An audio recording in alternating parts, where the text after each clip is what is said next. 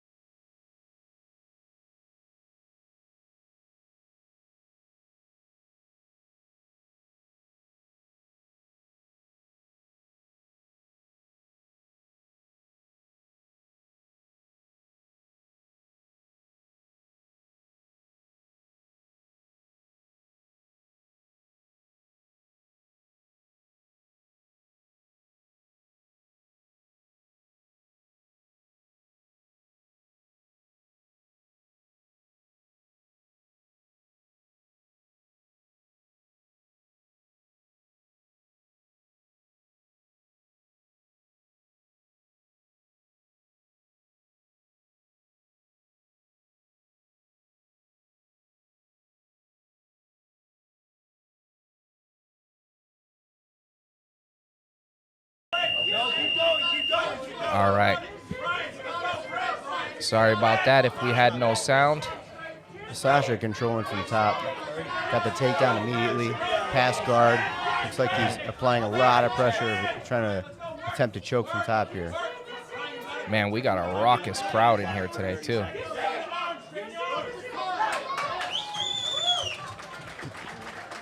That is it. Love watching little guys go at it, guys and girls. There's a little bit of pain on the face, but we put up a good fight. A lot of support here for Orange County Fight Club. But Sasha Karbanovich takes that win. We're going to match number 2 on the day. We have Cambria Leshko, a yellow belt out of 10th Planet, Allentown, PA, versus Jalissa Anton Georgie, a gray belt also out of Orange County Fight Club. Let's kick it to Jeff. Rolling right into the next match. At 110 pounds, out of 10th Planet, Allentown, yellow belt, Cambria Leshko.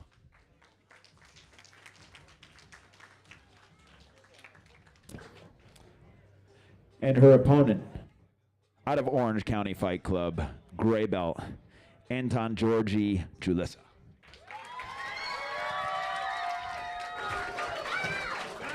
Here we go, Jalissa and Cambria.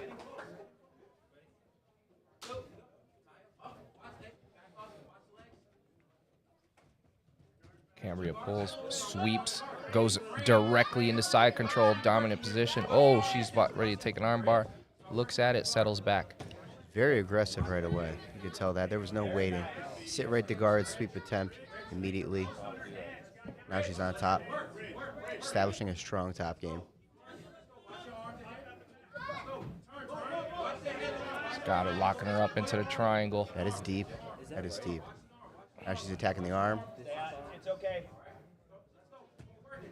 Arm is. Oof. And there it is. Nice, beautiful. Beautiful finding the angle to finish that armbar. Yeah.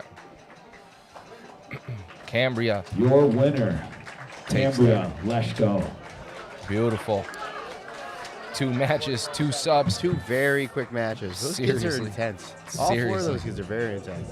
Yeah, we never used to add the kids, but when we started adding some of these high-level gray and white belts, you got some world winners, some pan winners, and one of those big-time competitors is coming up next in our 3rd match. Safino Grajo, gray belt out of BJJ Taunton. She's facing Carmen Sarcone, yellow belt out of Henzo Gracie Westchester. Let's bring it in, Jeff. That was awesome. Both of them went after it right away. We love that kind of stuff. All right, our next match at 75 pounds from BTT Taunton, gray belt, Safino Grajo.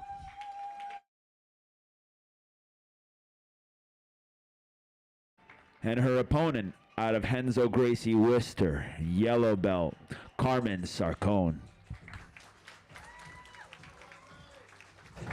Here comes Carmen and Safina, ready to rock. Here we go. No shake of the hands. They went right at it. Tying up this time. They ain't got time. They want to go subs. Little wrestling here. Yep. Didn't see that in the first 2 matches.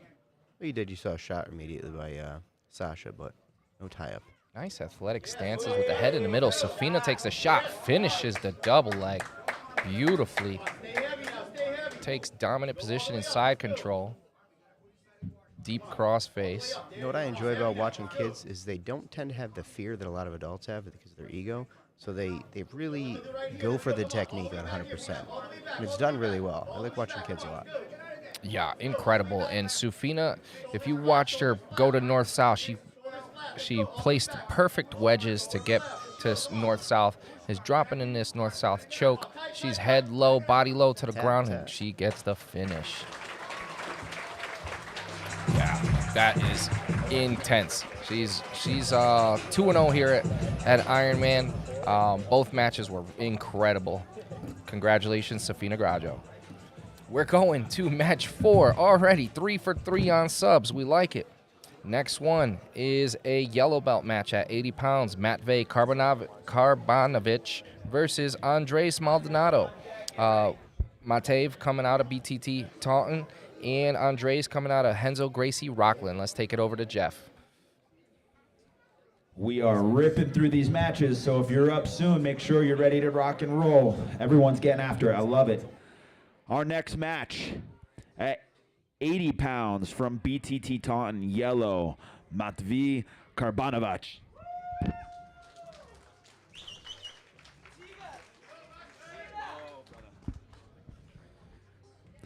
His opponent from Henzo Gracie Rockland, yellow belt, Andres Maldonado.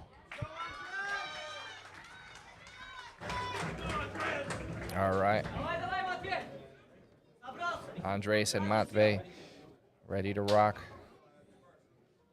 Ooh, both sliding in the guard.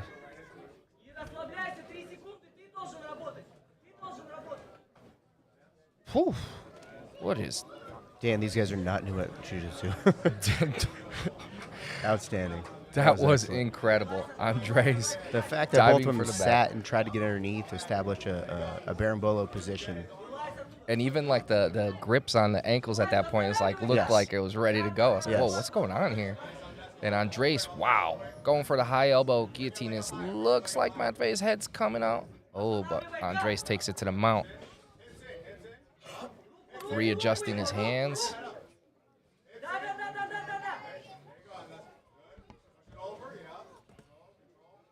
That dive for the back, though, was... I definitely didn't see that coming. These Taking kids notes. are seriously... Taking notes.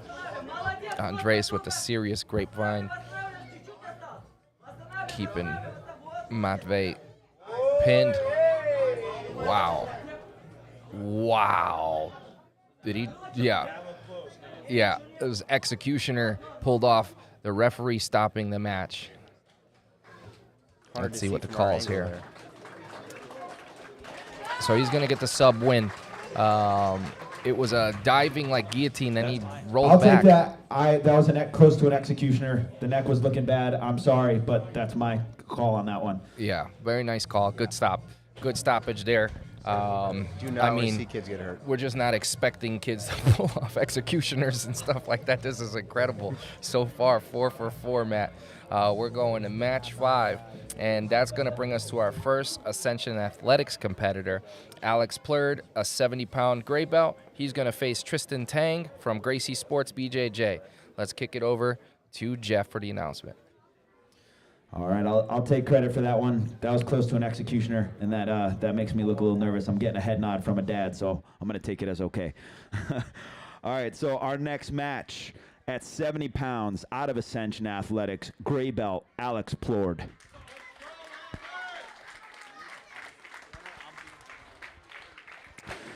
His opponent out of Gracie Sports BJJ, also a gray belt, Tristan Tang.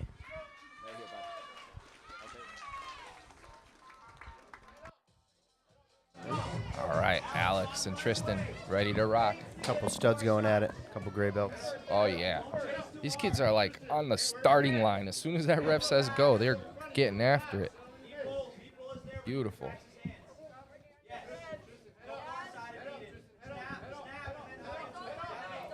Beautiful snap down on the front headlock by Alex Plurd, looking to circle towards the back. Doesn't plug the arm, so gets stuck in half guard instead, but he's still got the guillotine.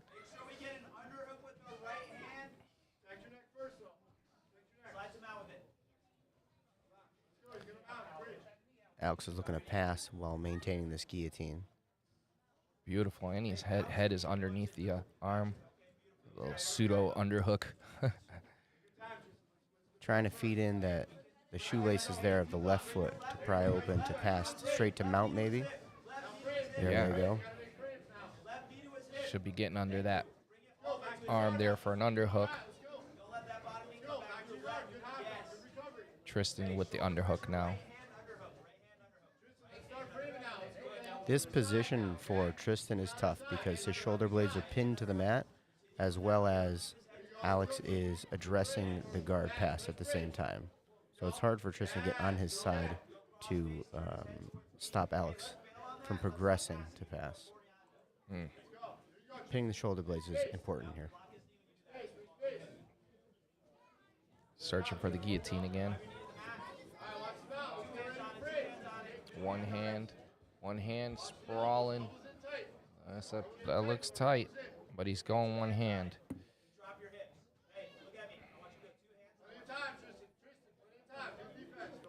Good positional control by Alex. Yeah, great defense.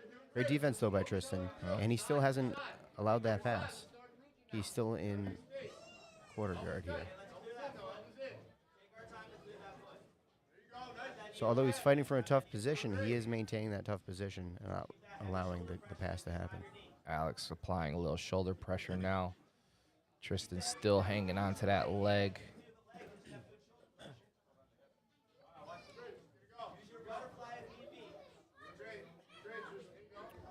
What shoulder pressure. That thing turned Tristan's face away.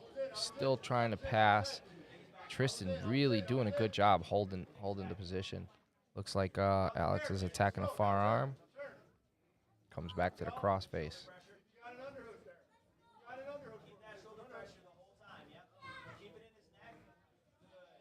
These kids are tough.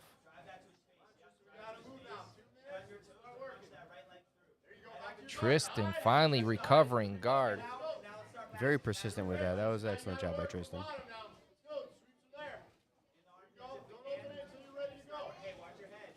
Alex has been dominating top position thus far, but give credit where credit is due.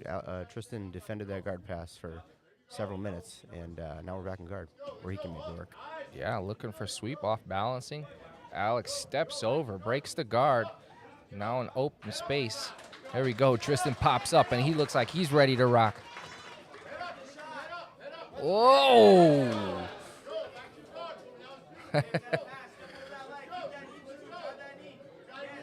A little sloppy of an entrance there, but Yeah. he got the headlock takedown. He got it in there, But he ended up on his back.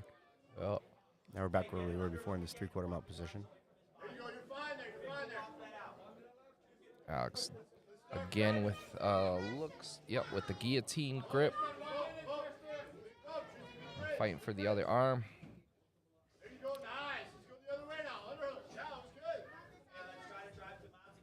I'd really like to see Alex slide his right knee over to the other side of Tristan's body and then use his left foot where his shoelaces would be and try to pry himself straight to mount here. Maintaining that pressure and pinning that shoulder blades of Tristan. Yeah, he is. Alex is working some nasty cross faces, but yeah, he's got to get that knee free and drive through. He's got a good. Oh, tried to step over the knee there, close. Now we're back to guard. Oh, gets the knee in. They're back. They're back. Oh. Ooh, beautiful. Beautiful body awareness by Alex. Tristan went again for that headlock throw. 9 seconds remaining here. Great match between these two guys.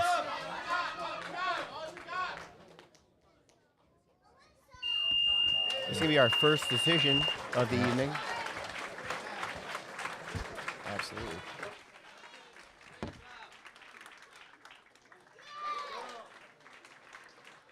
Alex Plurd gets the decision win. That's the first decision of the day. Incredible match, though. What toughness by Tristan Tang the whole time. Great cross faces. Alex continuously putting pressure from the top position. That was awesome. Next, we have, going to match number 6, we have an 80-pound yellow belt match. We have Alyssa Manasharamani from Orange County Fight Club, and she's taking on Reina Tuminello, a yellow belt out of Essential BJJ. You got your work cut out for you with these last names, Dude, so far. yeah, the first Glad you're 12 matches is wild, huh? So let's take it over to Jeff, and let's see if he could do some better with these names. Just a friendly reminder, just do your best to stay away from the camera. People don't sit next to them. Try not to run next to them. It shakes the camera. Our next match, at 80 pounds, out of Orange County Fight Club, yellow belt Alyssa Mansaramani. Right here. All right, she brought a crew. And her opponent, not to be outdone, from Essential BJJ, yellow belt Reina Tuminello.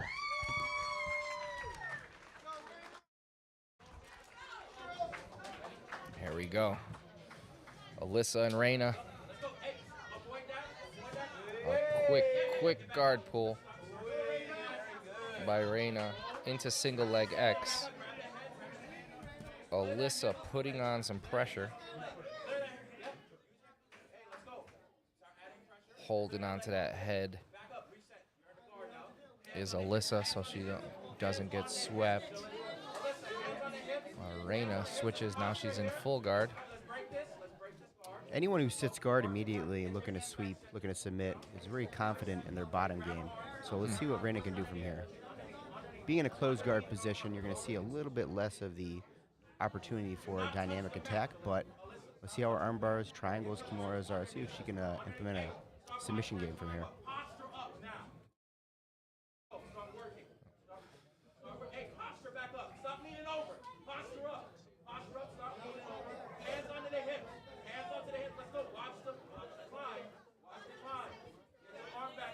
Yeah, Reina looks like she's trying to climb those legs up a little bit higher, but Alyssa doing a great job just stuffing her face back in the mat and posturing up. Yeah, strong posture here by Alyssa. A lot of times you see people from top resting their forehead on the chest and just kind of baiting their time for the opening, but Alyssa's being really strong from top here. Reina's searching for a high guard. But great job by Alyssa. Immediately. Attacking the arm. Little top lock. Back to a triangle. Has the arm, but good posture. Looks like she'll get out of it, but she pulled back into it. Wow, Reina. That's why you pull guard. Talk about attacking the arm and staying with it. Looks like Alyssa was just about postured out. Reina stayed on that arm and felt back and found herself in supine, fighting for that arm bar. Great job there. Coming up, we have a catchweight. This is match number 7. Andy Sanchez, yellow belt out of Ascension Athletics. and he's going to face Aiden Young, yellow belt out of Essential. This was scheduled for 115. Aiden missed weight by 5 pounds, so we're still going to fire it off at a catch weight. Let's kick it over to Jeff. Intense match. Awesome job, ladies. That was awesome. Awesome job.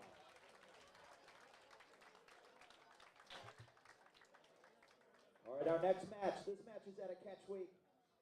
Coming out first, out of Ascension Athletics, yellow belt, Andy Sanchez.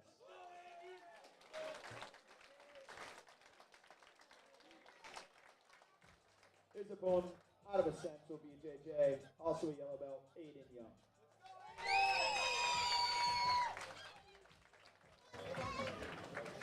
All right, Andy Sanchez representing Ascension Athletics, Aiden Young representing Essential BJJ. Should be a good one. Andy in on a single leg, heads on the outside, finishes it. Aiden takes that head on the outside and goes guillotine, but uses it to get to mount here. So.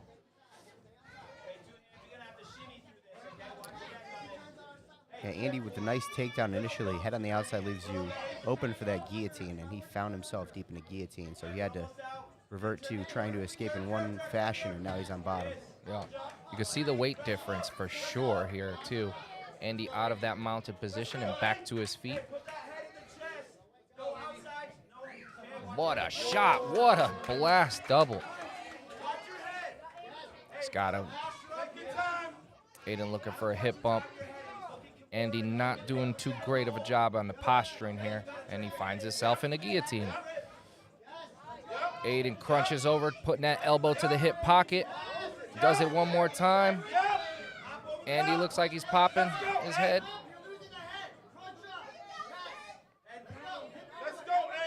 Oof, Aiden's got some long legs too. He's got a full body triangle from that full guard position. He's gonna use it to take over the mount. This is gonna be a problem for Andy. He's got no use of his hips, and there it is.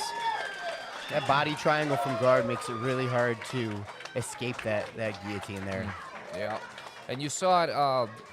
Andy was having some issues not posturing from that full guard right away, and he ended up paying for it.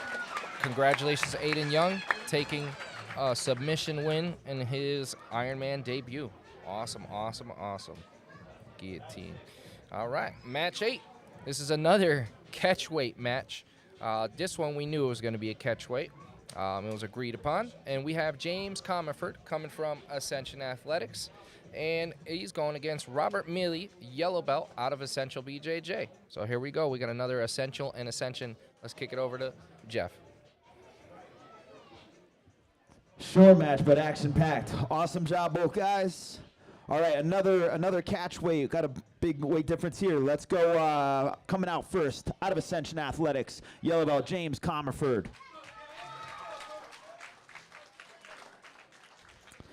He's taking on a hammer from Essential BJJ, yellow belt, Robbie Miele.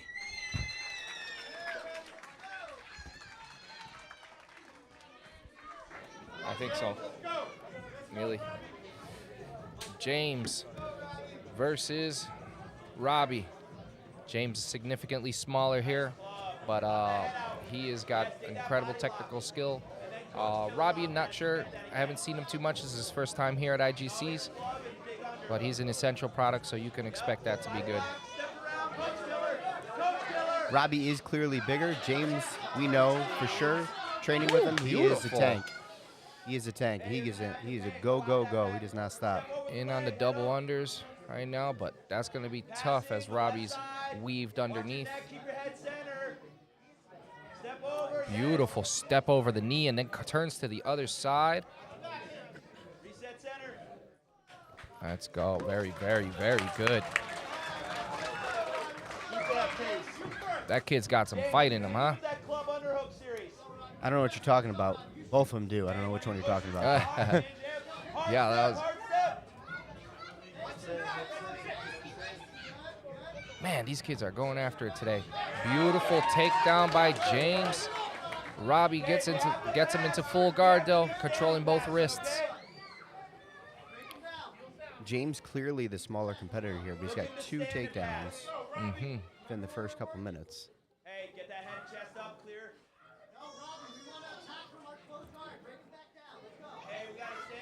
This crowd is excited too right now. They've got non-stop submission matches for the prelims. Robbie's coach is adamant that he attack from the closed guard here.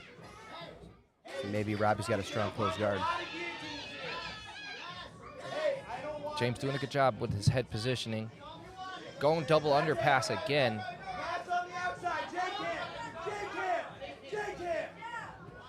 So. Coach Haddad adamantly yelling at James to get into a J-camp position. Oh, he stepped into a Kimura trap, did James, but he's out of it.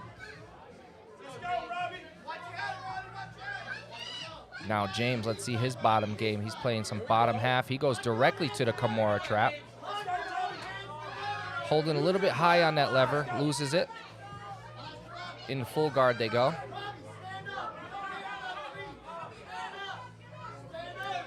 Man, they are going at it non-stop movement. James playing full guard. Robbie trying to get his posture to break the guard, and here he goes. He's up. Dan, this is a great match. Very evenly matched here. Yeah, I wonder, we're about... Who's taking credit for this matchmaking? We're about... That'd be Jack. Yeah. Jack Stapleton. Definitely incredible man of the shadows matchmaker, today. for sure. He's gonna be shooting IG reels all night long. But yeah, this match we're coming up on a minute 45 left, and I'm not sure who has it. I know James got those 2 big takedowns. And look, he's going Kimura grip again. The tough part here for James now is that there is a minute and a half remaining, and now he's on bottom. So as there's been a few minutes have passed, now he's got to take the weight of his opponent. And Robbie does have that weight advantage.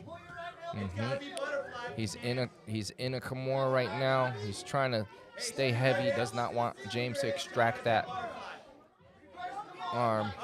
James holding on tight to his half guard as well.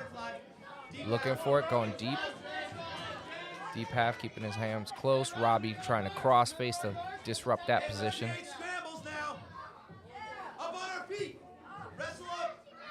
Robbie trying to pass. James back in on the Kimura again.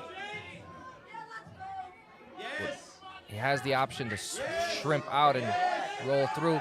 Looks like he's going armbar transition, possibly. Coming to the back for a rear triangle. That was slick. That was slick.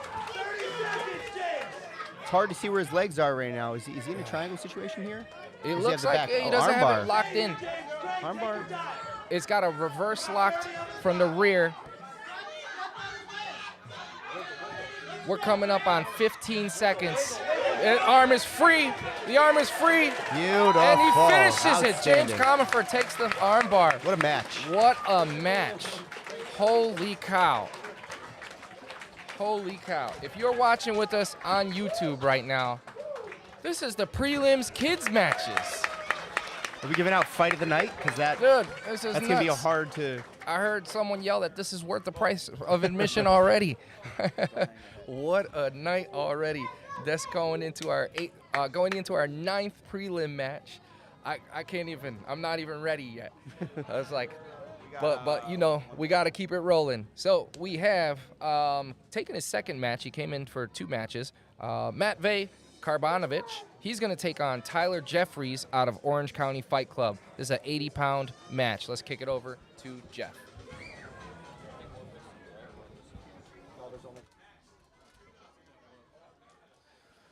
Wow. Give them a round of applause. That match was intense. Both of them gave it everything. That's awesome to see that in young students like that. All right. Our final match at 80 pounds from BTT Taunton, yellow belt, Matvey Karbanovich.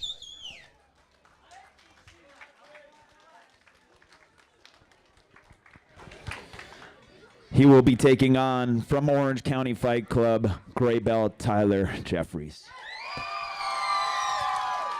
Let's go, dog.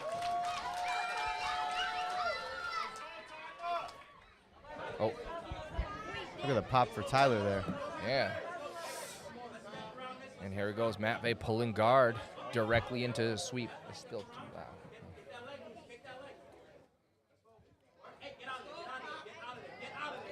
Oh, man, Matt Vey climbing up into the triangle. This is Matt Vey's second match. Second match.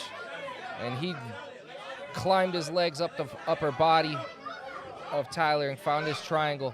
Tyler trying to step over. And there it is. He does step over. Let's see if he could get out now. We got a little entanglement here going on. He's out. He's out. His head's...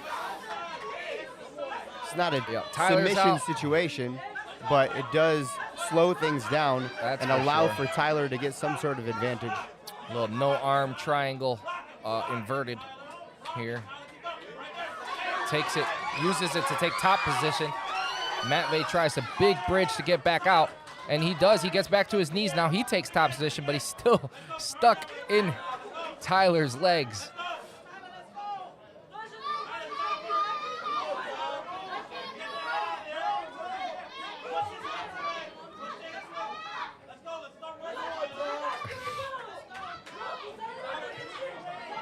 Oh, and now, there we go, a little arm attack going on at the same time.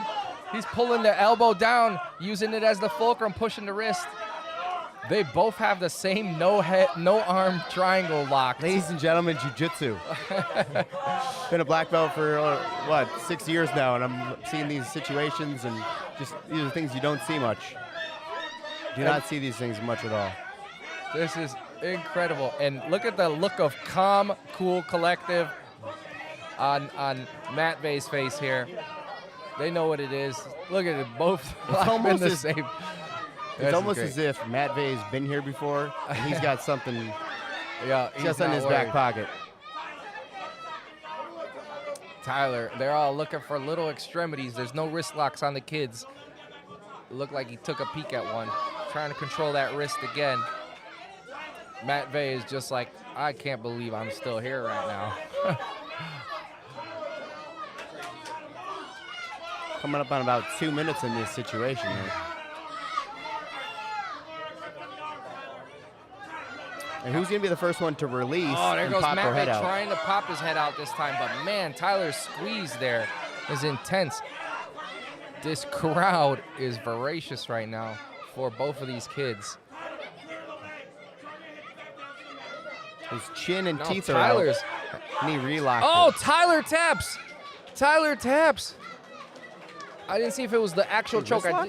I don't think it was a wrist lock. I saw his head getting stretched out into position. It was attacking an arm.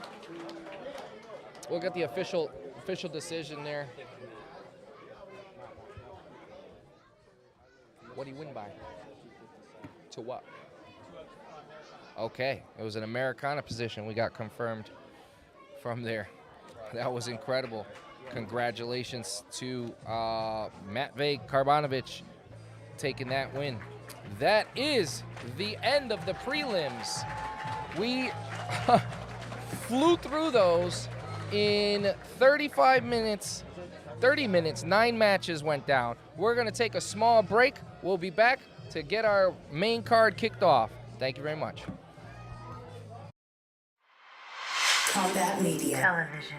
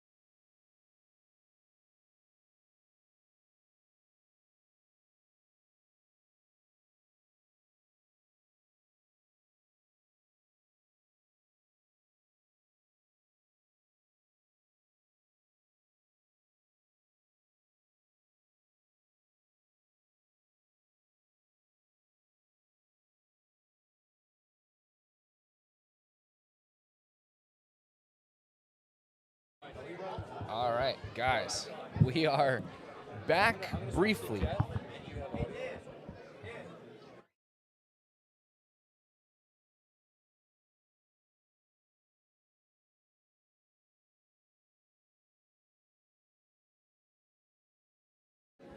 All right, guys. So we got a little. All right, so Actually, I'll let Jeff explain it. Here we go. Match. We stopped one of the kids' matches because it was an executioner, but really that should have been a DQ because it was a risk to the neck. So what we're going to do is we're going to run that match again because we believe that's fair. We made a mistake. We have the time to do it, so let's do it. The kids are going to take the match. Y'all are going to go on at 4:20, all right? That way you're ready. That gave you 5 minutes. I love it. Parents, coaches, thank you. If you ever have issues, we'll try our best to kind of accommodate, and we love giving kids more matches. So in about 2 more minutes, we're going to get after it again. Give those kids a round of applause. All right, so that match between Matvey Karbanovic and Andreas Maldonado, we're going to run that one back. And that's pretty cool. You don't see too many promotions doing that, but, you know, coaches made their case, and we agreed. And we're not, we don't have an ego enough to be like, no, we're right. So we got the time to run it back, so we will do so. And that's going to be coming in about 2 minutes. We're going to have Matvey Karbanovic, yellow belt out of BJJ Taunton, versus Andreas Maldonado, yellow belt, Henzo Gracie Rockland.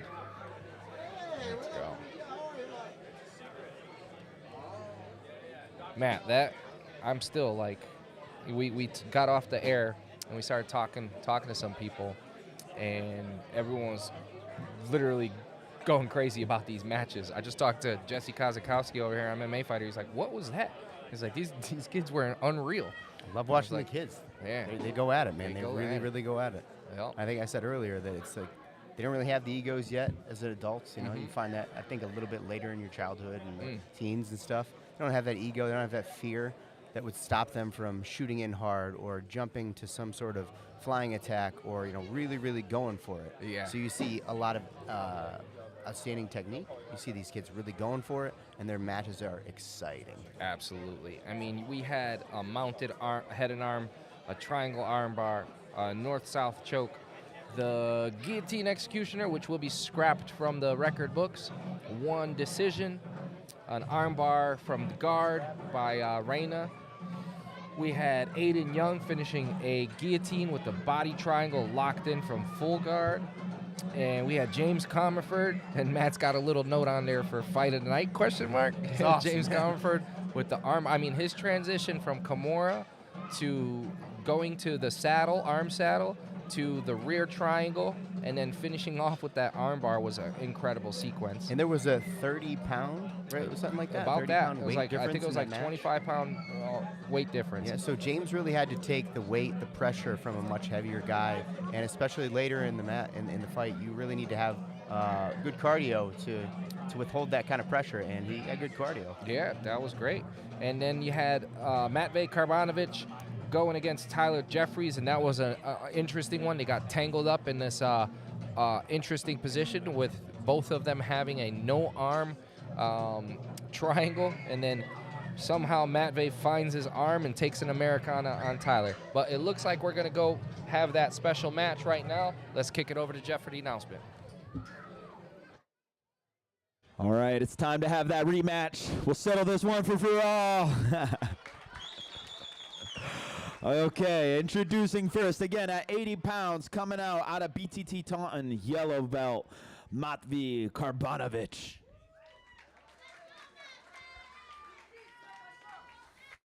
And his opponent out of Henzo Gracie Rockland, the yellow belt, Andres Maldonado. And here we go. Whew. Are we? We're in the Matrix, bro. It's happening all over again. Andres looking for the Berimbolo.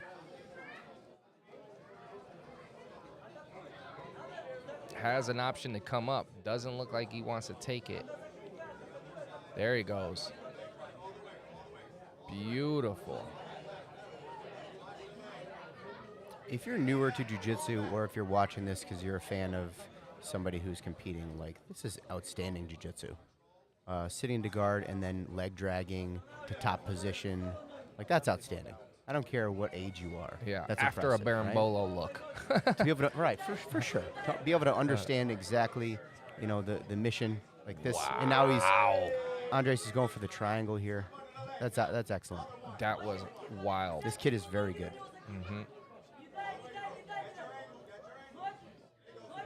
Uses it to sweep, takes mount position with the triangle.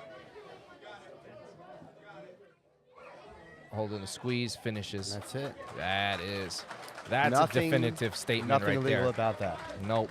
That was as clean as it gets. Your winner, Andres Maldonado. Man, the kid looks mean too. He just stared his opponent down after the fact. That was wild. Congratulations. Congratulations, Third time. Andres Maldonado. Renzo Gracie Rockland taking a triangle. Beautiful, beautiful. All right. And we will be back in about 15 minutes, actually. That card went by so fast. Combat Media. Television. Right on time at 5 o'clock. Thank you very much. We'll be back. Combat Media. Television.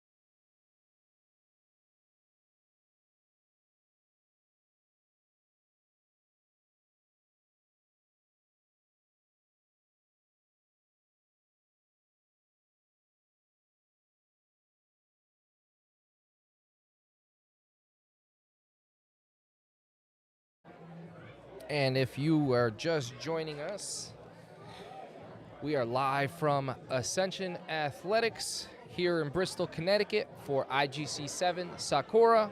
We're in the midst of an intermission. We got about 15 minutes left. Main card will start at 5 p.m. We'll be back on air about 4:45 to go over the main card and go from there.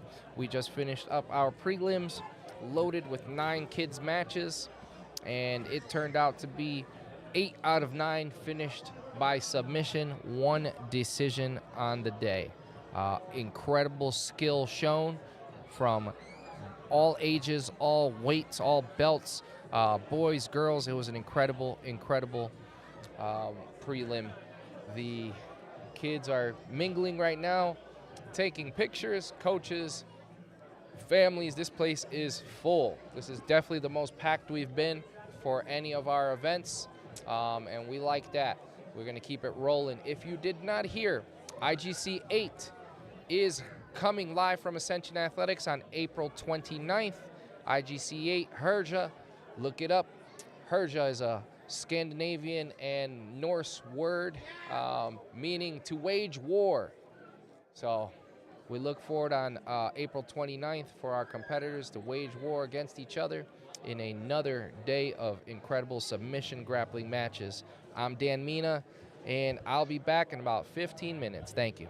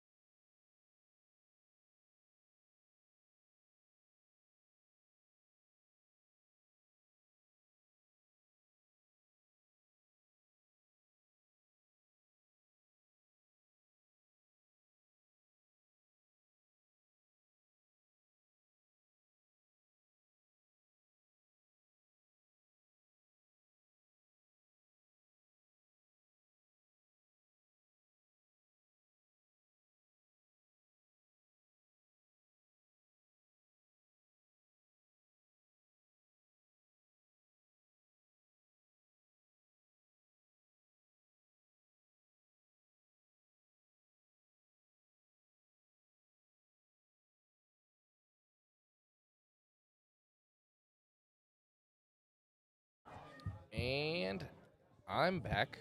Matt, you back? I'm back. I'm back. What's up, dog? That was a pretty cool break. Did you get to eat? I did. The empanadas were good. Yeah, she's really good, actually. She's killer. You got a good one there. Yeah, definitely. She's awesome. Places calmed down from the prelims. Some of the kids and their families have left. The rules meeting is going on for the adults right now. And it looks like they're completing the rules meeting. We're going into the main card. We're starting directly at 5 o'clock. That's about 7 minutes from now. Those of you that are watching on YouTube, as you know, we're on Grappling TV YouTube page today. We're working some particulars out with our combat media, which will be back soon enough. We just got to handle some blue tape there, red tape there. So, oh, sorry, I got Matt's paperwork here. Main card. Today, we have, Matt, we got 19 matches on the main card.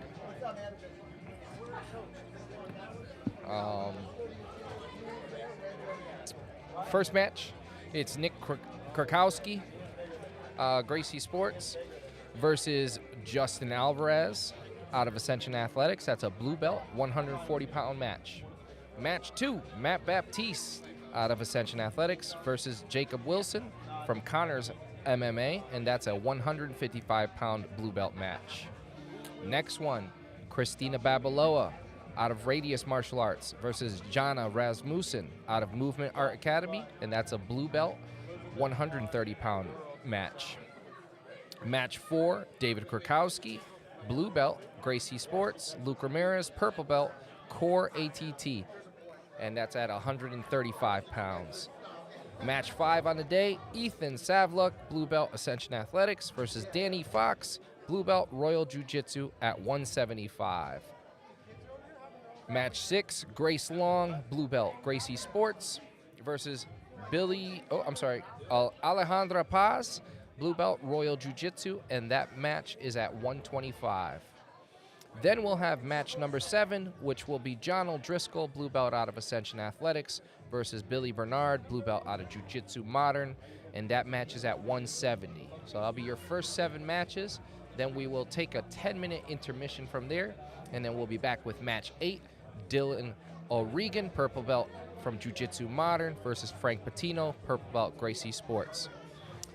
Adam Justino, blue belt from the Jiu-Jitsu House, versus Mohamed Sarar, blue belt out of Master Skaya.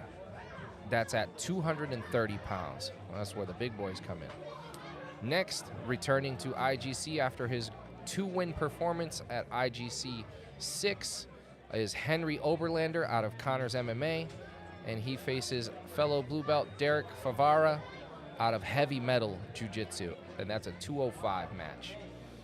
Match 11 on the day will be CJ Cameron, purple belt out of Indoor BJJ, versus Dan Gilliam, purple belt out of Dexter Valetudo, and that's at 160.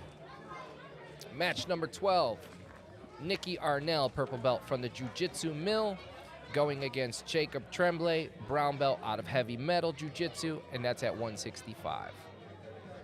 Jeff Amendola comes next at brown belt from Unity. He takes on Ryan Moutinho, purple belt out of 10th Planet Fairfield, and they meet at 145. Match 14 sees 2 black belts taking each other on. Jeff Roberts out of Soulcraft BJJ versus Chris Rowan out of his own school, Technique BJJ.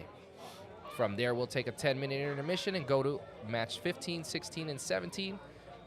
Match 15, Eric Ramirez, brown belt, Bergen County BJJ, versus Laird Smalls from purple belt out of Master Skaya at 190. Next, we go up to 240 pounds, and that sees Kevin Wilcoxon versus Kevin Viveros for the rightful winner of the owner of the name.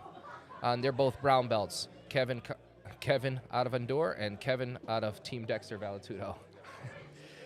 Joe Rodriguez from Henzo Gracie Rockland takes on Whitney Jean-Francois out of Brooklyn MMA at 185 pounds, and that's a brown belt match. Our co-main event for the day is at 170 pounds, sees blue belts Anthony Williams versus Frigies Zabo. Anthony coming out of Unity and trains also at Bones BJJ. Frigies out of Bear Hug. If you remember, Frigies made his debut at IGC 6. He took on Adrian Gonzalez in an incredible match that saw beautiful wrestling versus beautiful judo. And I expect a lot of the same today with Anthony being a D2 wrestler. Our main event today, Jamie Nottingham, brown belt out of the Jiu-Jitsu Mill, facing Rory Connors, purple belt out of Connors MMA. They meet at 165. And we'll be right back with the main card. Combat Media. Television.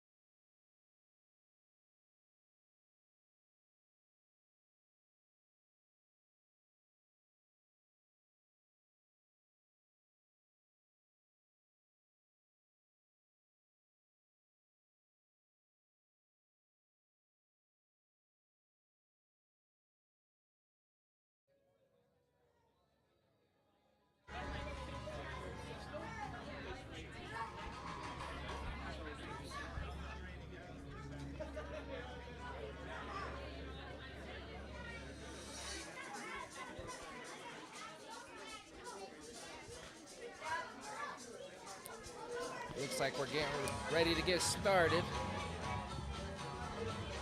Is this thing on? That Check. thing is on. Check.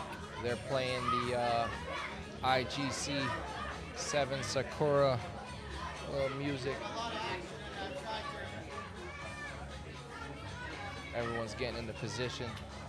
I can't wait for this main card.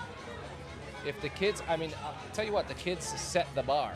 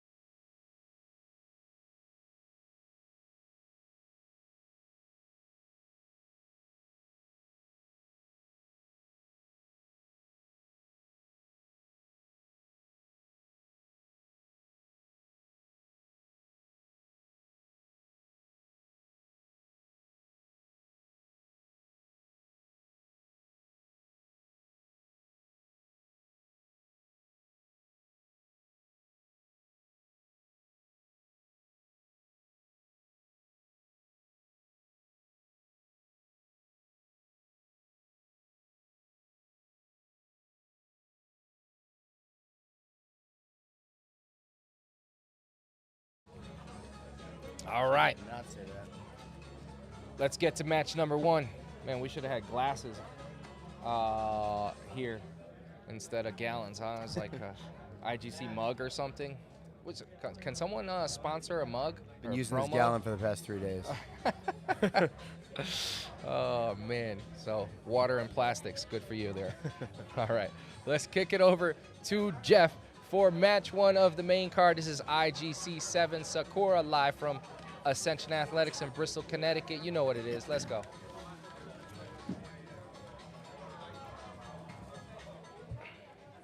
We're going to get this thing started, so let's give everybody applause. Let's get this going tonight. Our first match at 140 pounds, introducing first out of Gracie Sports BJJ blue belt Nick Kruzakowski.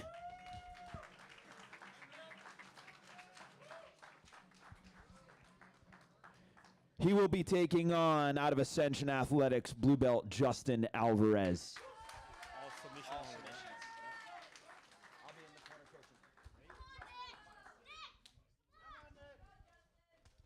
All right. We are on Nick Krakowski versus Justin Alvarez. Nick playing bottom.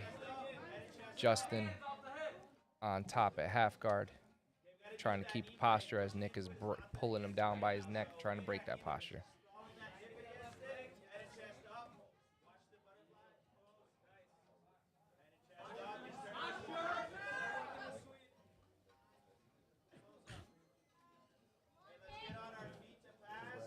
Nice active guard by Nick.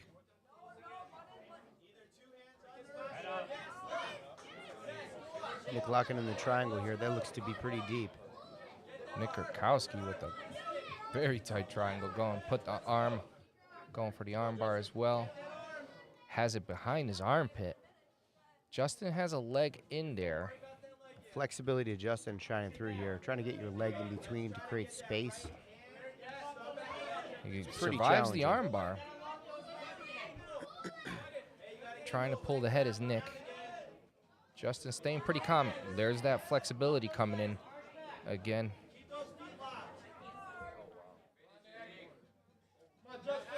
If you're watching on the live stream, it shows about 4 minutes left. That's incorrect. It's a 10-minute match. The clock went on for 5. We'll make sure we correct that for the next one. Nick Krakowski with the finish. Takes out Justin Alvarez. That was awesome. Awesome guard play. Justin was in trouble the whole time. Showed some flexibility and to get out of some stuff, but ultimately Nick's long legs and great guard got him a finish right there. That's Nick's game. That's his bread and butter. He's got a good guard. Let's go to match number 2. That's going to be Matt Baptiste, blue belt out of Ascension, 155. Jacob Wilson, blue belt Connor, martial arts. Let's go to Jeff for the announcement. All right, already starting the night out with a finish. We like that. At match number 2, at 155, introducing first out of Ascension Athletics, blue belt Matt Baptiste.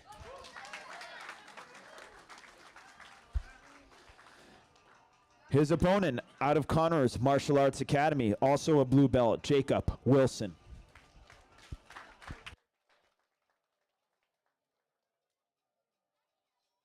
Two completely different body styles here. As you see, Matt is a longer, rangier type.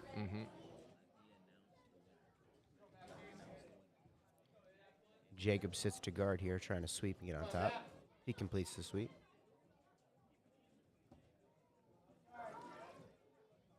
I can tell you firsthand, as being his training partner, one of the coaches, Matt has a very good bottom game, so he's okay here.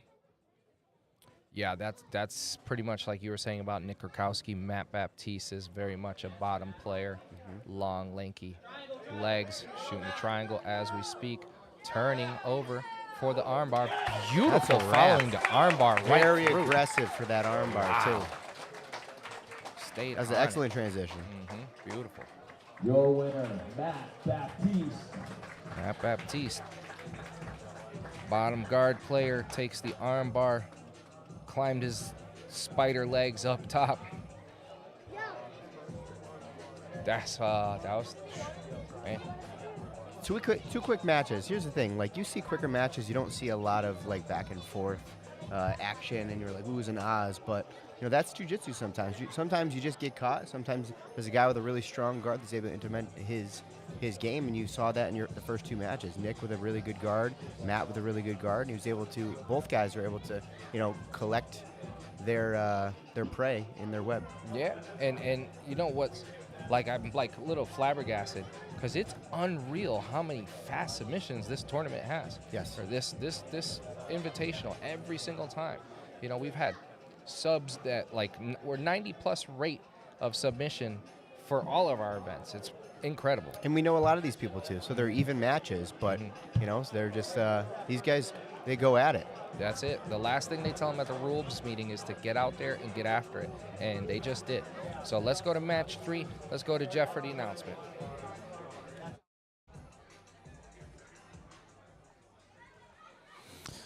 Another quick finish on the night, which brings us to our third match at 130 pounds. Introducing first, out of radius, blue belt, Christina Babola.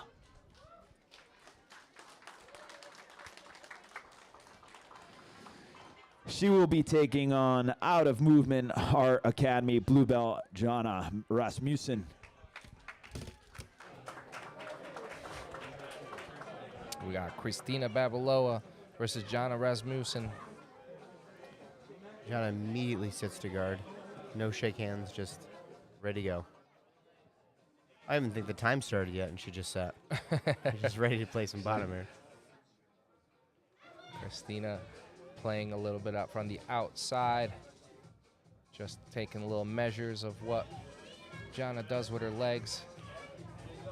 Doing a great job getting her hips in, too.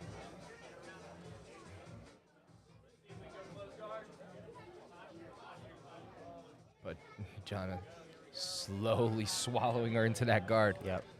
Climbs up. Three guard players in a row. Already in a triangle. Another quick sub, it looks like. Not to say that Looking to break the hands. Christina can't escape this, but that's pretty deep.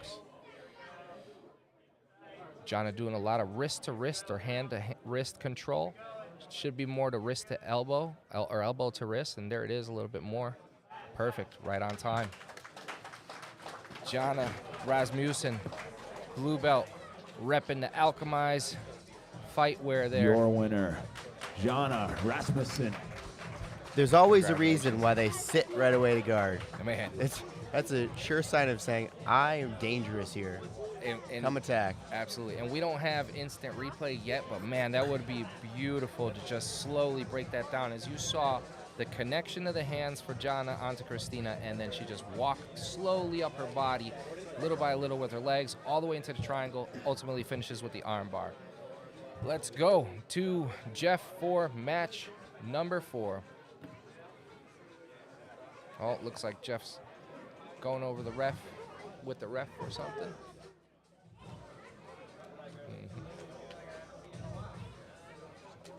All right. We're moving quick. We like that. Match 4 at 135 pounds. Introducing first out of Gracie Sports, blue belt David Kruzikowski. Magro.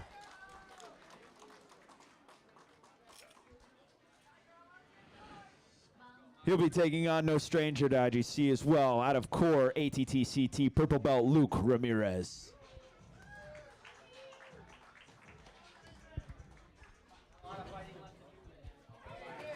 Here we go, David Krakowski in the black spats. Luke Ramirez in the Daredevil rash guard.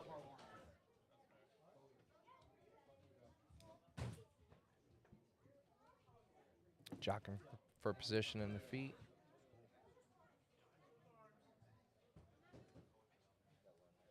And David Magro, as he's nicknamed, he's got some long legs too, huh?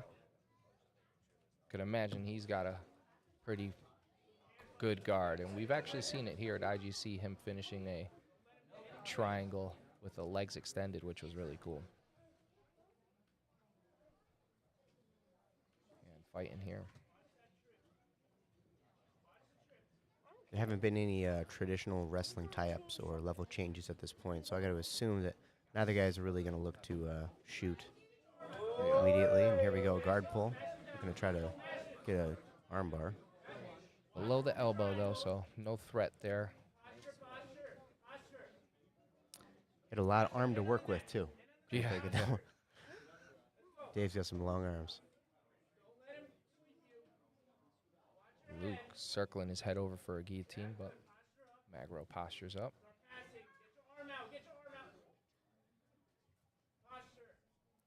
Looks like Luke's pretty good at shooting his hips up for some arm bars. If he starts controlling the posture of Magro as he does it, might have a little more success with those triangles and arm bars. Doing a good job of controlling the posture right now.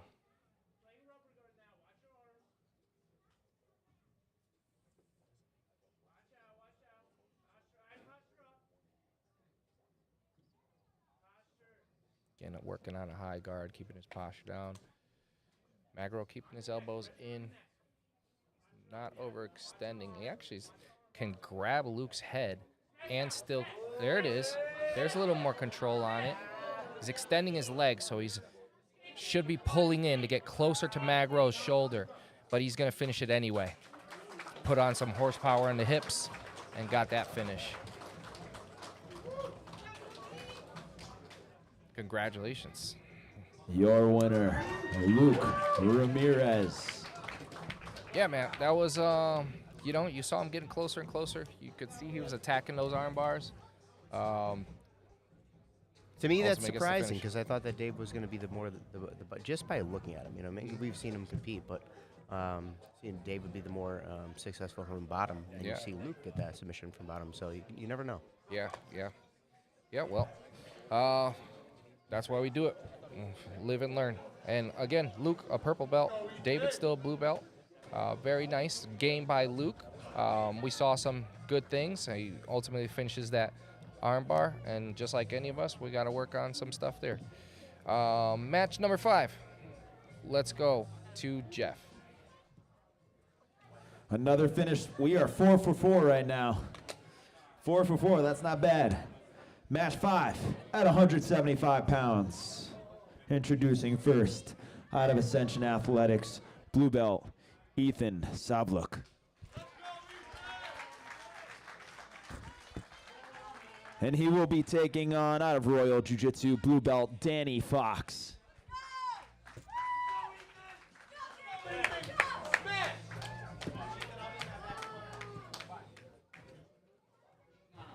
Ethan Savluk, right here from Ascension Athletics in blue. And Danny Fox in white.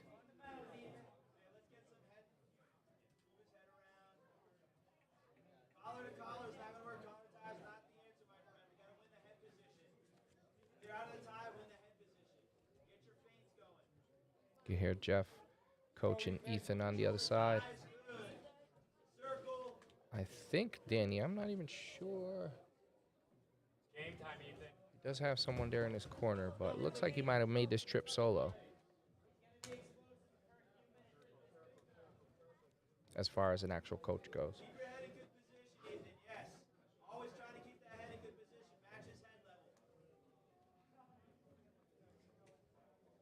Danny looks to have had wrestling experience in his back pocket. Yeah, both guys doing a good job on the feet, at least in keeping their head centered.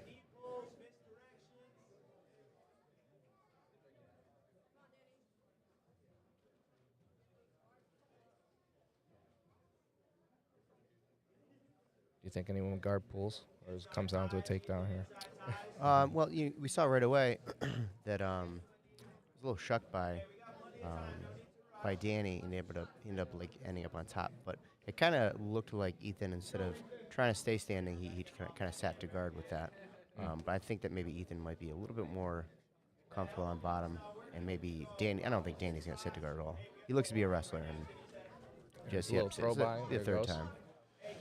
It was kind of a tie right there, right? Yeah. You pull guard and Yep. takedown. That's happened twice now. I think Ethan's kind of given up that position. Danny doing a good job keeping that knee close to Ethan's hip. Now we're looking to use that crossface to put him on his back. Ethan gets his half guard hook in. Oh, sits back as Danny. Onto the ankle lock. If he stays belly down, this could be a wrap. This is going to be tight right Ooh, here. slips through. Wow. Oh, he comes back right to it, takes it again. Straight ankles when you have it belly down, it's really tough to escape that. Your winner, Danny That's Fox. You also get the combination. leverage to finish from there too. So A wrestler that can sit back for a straight ankle like that, that was very nice, very nice. Congratulations, Danny Fox from Royal Jiu-Jitsu. We're going to match number 6. This one is going to be Grace Long versus Alejandra Paz, blue belt match at 125. Let's take it to Jeff for the official announcement.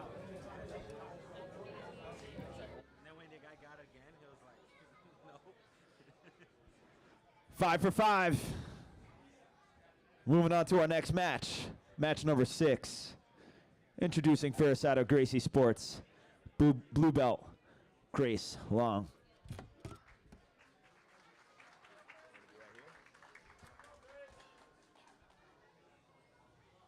She'll be taking on out of Royal Jiu-Jitsu, blue belt, Alejandra Paz.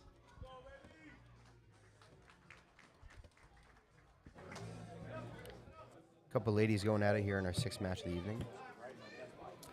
Yeah, Grace Long representing Gracie Sports, Alejandra Paz representing Royal Jiu-Jitsu.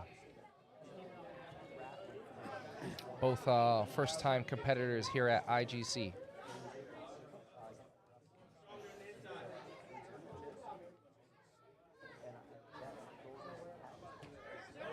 Oh, almost looked a little peek at an inside trip.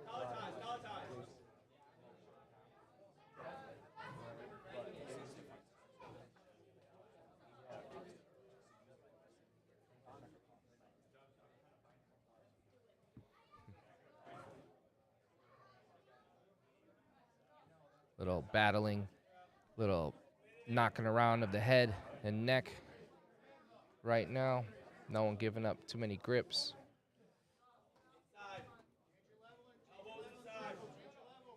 Now fighting for inside tie position.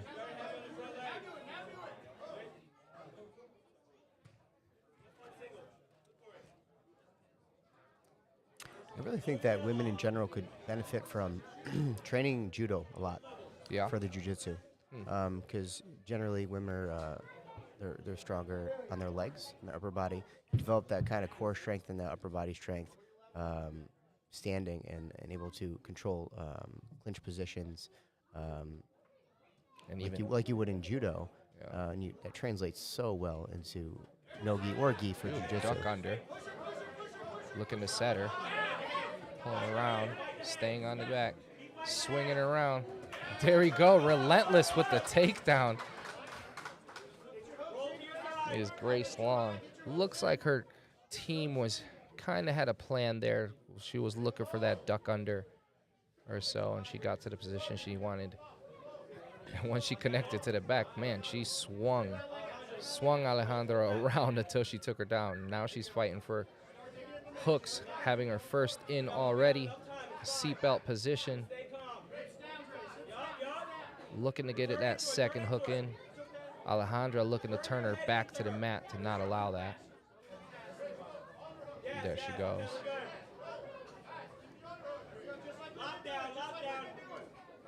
Grace with the underhook. Loses it. But doing a good job at keeping Alejandra facing away so she can't turn in and recover her guard. Oh, gets a little high. Alejandra takes half guard back. Wow, looks like Grace walked right through it. A half butterfly hook for Alejandra. A big cross-facing underhook for Grace. Alejandra recovers.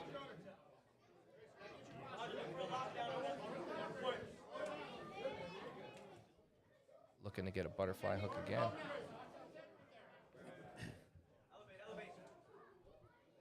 Having that flexibility in the legs and the mobility in the knees allows you to get your guard back a lot quicker.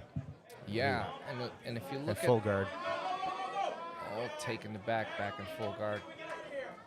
Now Alejandra, we'll get to see Alejandra on top. It was interesting. Alejandra had butterfly hook, but it was there, but it wasn't sticky. You know, so when you saw Grace moving around, the hooks were just falling right off. Mm-hmm.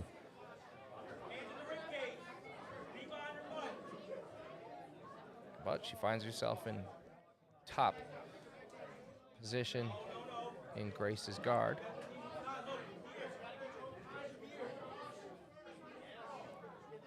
Grace trying to go underneath that right leg of Alejandra.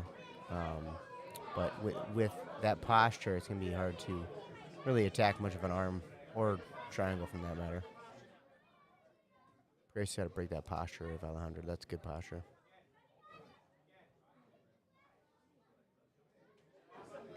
The longer you wait out here, too, you're Grace on bottom. You're like, when do I just open up my guard? There you go. So just when do you open up my guard and maybe look for a sweep?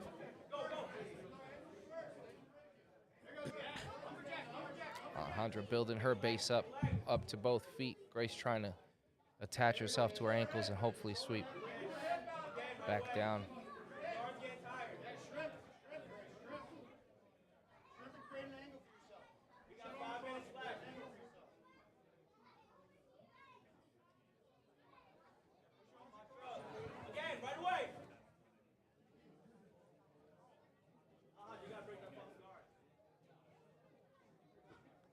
Playing back and forth. There it is. Alejandra breaks the guard, but Grace right back into it.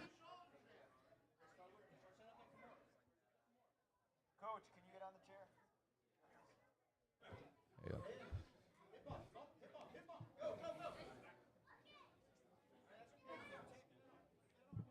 go. Alejandra posturing. Grace still trying to break that posture, get underneath.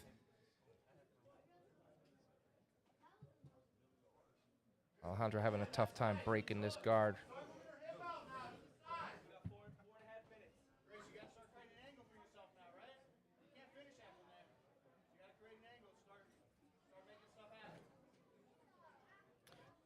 Grace's coach really suggesting that she create that angle to try to sweep or submit because, being head on like this, trying to dig that underhook but not really creating that angle doesn't do much.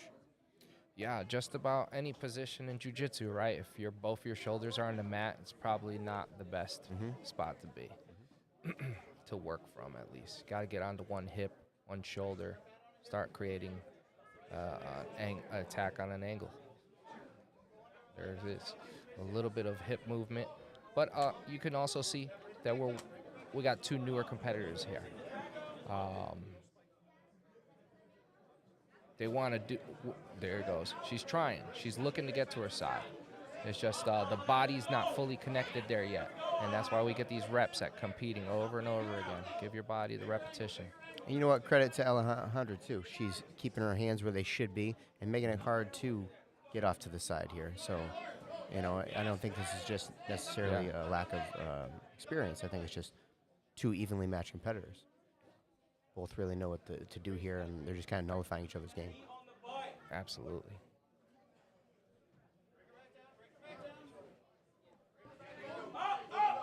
Step through. There you go. Disconnection. There you go. Back to their feet. Oh, back to last time we saw Grace on her feet, she had a relentless takedown. She looks fired up. Alejandra, nice and calm, trying to read the situation. A little swagger. She's in the flow.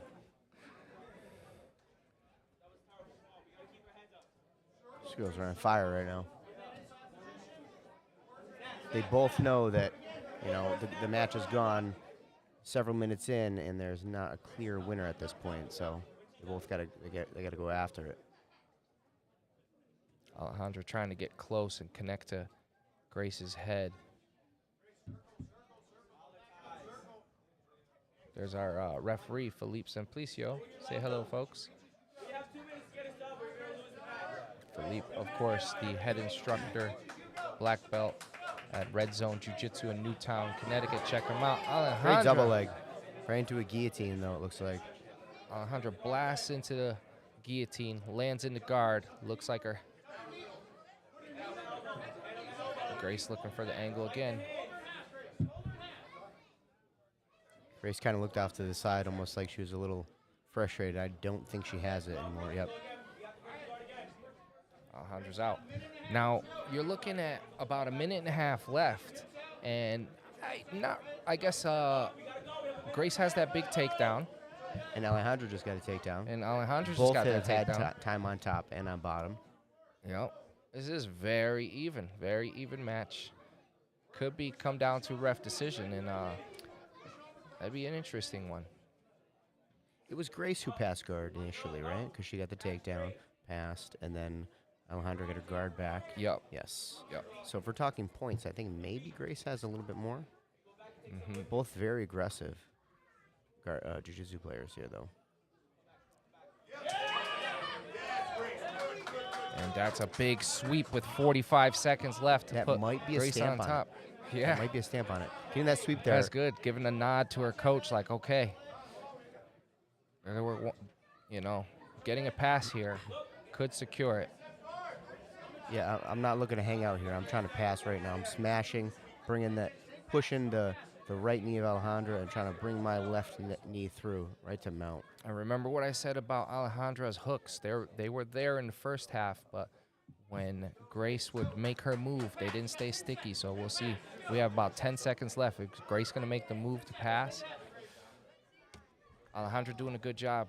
Look, beautiful hook there. Going to single leg, trying to sweep. Wow, finishing in a straight ankle lock position. Great match. That was a incredible burst right there. And maybe if she had that about 10 seconds earlier, could have made a difference. But I think Grace Long is going to take this one.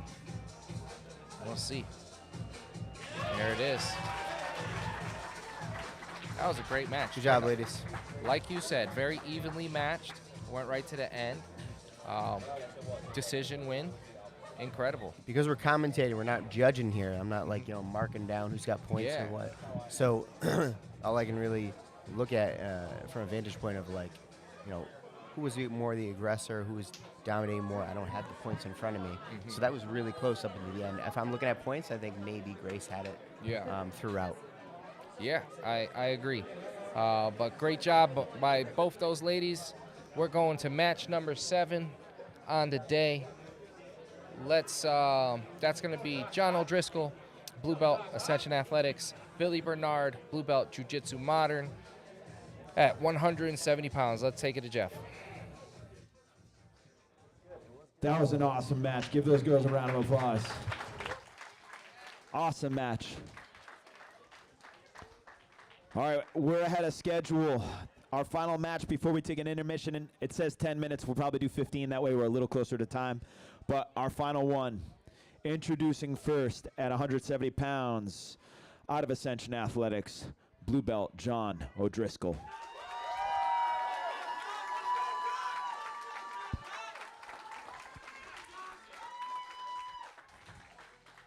His opponent, out of Jiu-Jitsu Modern, blue belt, Billy Bernard.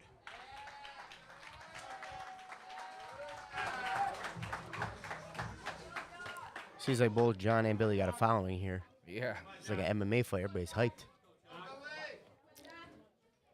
John making contact, pulling guard. And Dan, you were saying how excited you were when the mics were off, how excited you were for this match.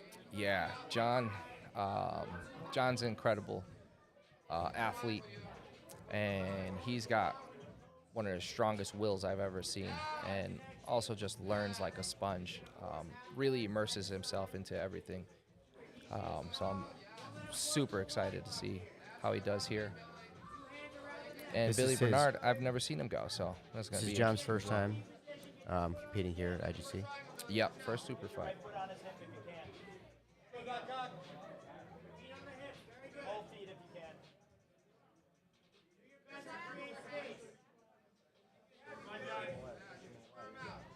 Looks like Billy's holding a body lock. John trying to frame away.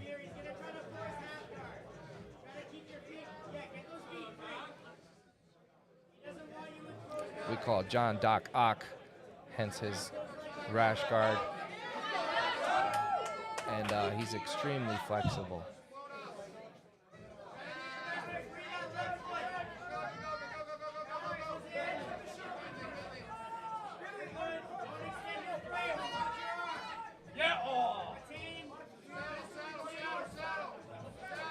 Billy melting his weight over John right now. John holding on to a ankle-to-ankle half guard there. Billy looking like he's trying to dive that arm underneath Dar's position.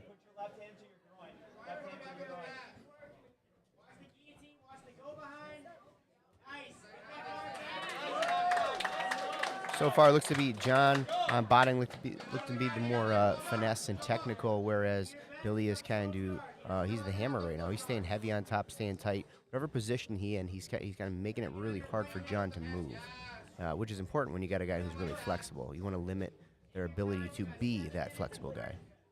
Yeah, for sure. And you see Billy locking on to this body lock with that gable grip and just really taking his time. So now from here, because Billy has that left ankle trapped, look, he's able to step over and go to half guard and potentially pass here. We're about to maybe see a pass. Yep.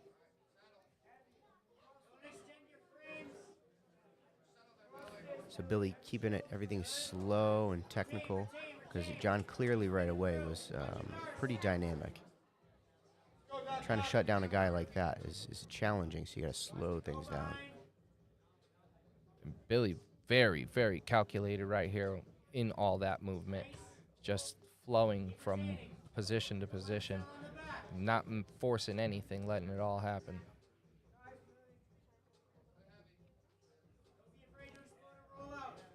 And letting it happen from the pressure that he's putting on John in these positions. Doing a great job keeping his weight on John from the top right now. Going through for a calf slicer here. Great job. This could be tough. This is a very interesting position.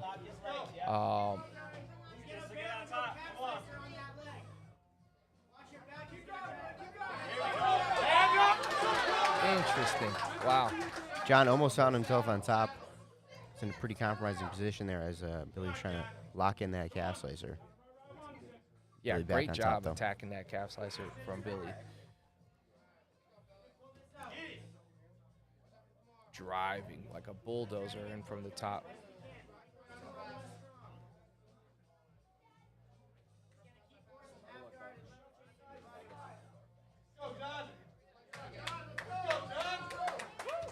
Billy trying to step in to a knee slice position.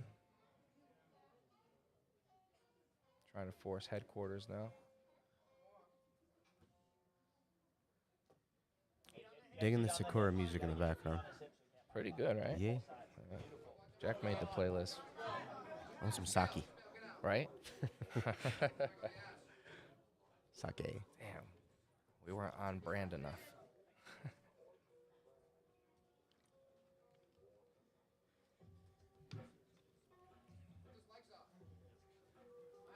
You know John's game a lot more than anybody here. What's he need to do? As first-time competitor, maybe he's losing on points here. His guard's been stuffed a few times. Do you stay on bottom? Do you keep on trying what you're doing before? Maybe do you go for a leg, as he's trying to do right now? So I would not go legs. He has not worked too many legs, but sometimes he get in position. For me, little ref looked like he was trying to stop it possibly, but I think they're fine. They're both continuing. Yeah, if I'm Doc, I want to be on top. That's a game we've played. I want to pass right now, especially if your guard is being shut down and this guy's passing left and right, looking for this Darce right here. That is beautiful sequence by Billy Bernard.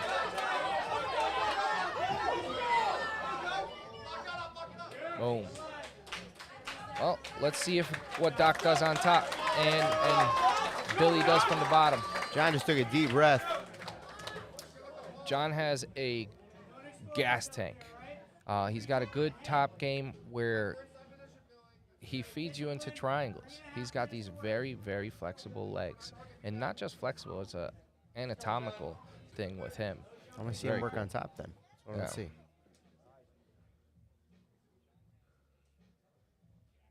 I want to see some off balancing. Play at the head a little bit, compromise his posture. He does look like he's taking a little wind, right? Sometimes that adrenaline. Yes. You said he's got a good gas tank, and everybody does, but then when the adrenaline kicks in, there's another factor, though. Yeah, It's another factor. If it's your first time competing, then it's something he you're looks trying to get tired used to. right there. He's either going to have to get that second wind, because right now he looks tired. 3 minutes remaining.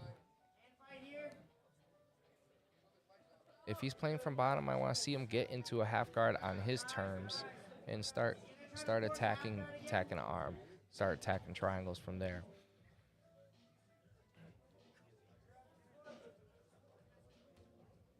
Billy slicing through. It's funny to me watching the jiu-jitsu competitors with long hair, constantly fixing their hair, getting out of their face, getting out of their face. Then you got me. I don't have that problem. It's easy. It's just something I don't have to deal with. Yeah, absolutely. I'm jealous, though. Full disclosure, I'm jealous off the nuts. Of Billy's hair, we all should be. That is some curls right there. Like twice the amount of hair follicles than the average human. No space in between each hair follicle. John playing a little lockdown now, which is interesting as well, knowing Billy's been attacking Darcis the whole time.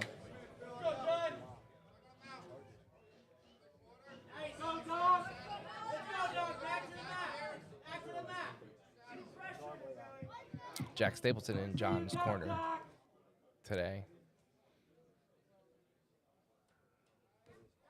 Heard in the crowd, I'm not really sure who said it, but somebody said, keep pressuring him, Billy. That's obviously what you want to do. Oh, wow. That's beautiful. like your rice and beans instruction from a corner, but for sure, keep pressuring him. You got a guy that's tiring out a little bit. You just keep pressuring him. Tire him out more, because that's when the opening comes for a submission, possibly. Absolutely. And then you saw, that pressure led to one quick explosion of energy in that buzz saw. Looks like it's under the neck, under the chin, rather. Oh, right on the chin. Oh, beautiful feed. That one's under the neck. This one's going to be tough. Big squeeze. I don't see a way out of here. There it is. Very deep. Billy Bernard. Rear naked choke on John O'Driscoll. Great match.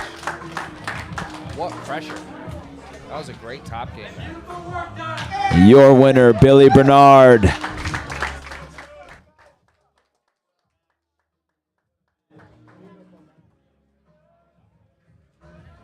That is our 7th match. We're going to go into an intermission for about 10 minutes, and we'll be back with the second half of our main card with match number 8. All right, we'll see you in a few minutes.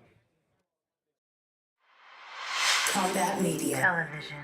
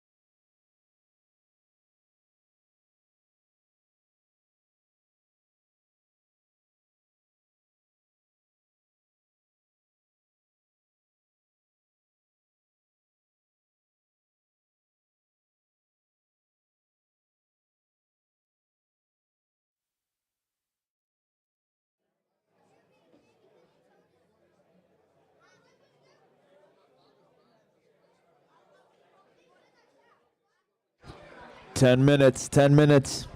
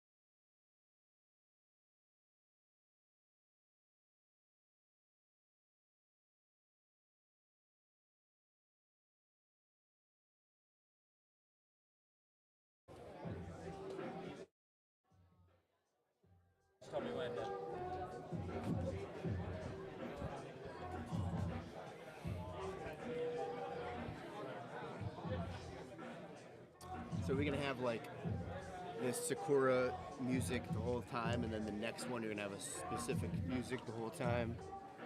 Each one's gonna have that music playing in the background, like chill music. That's just like on repeat. Yep. Try to be on brand as possible. There we go. All right, man.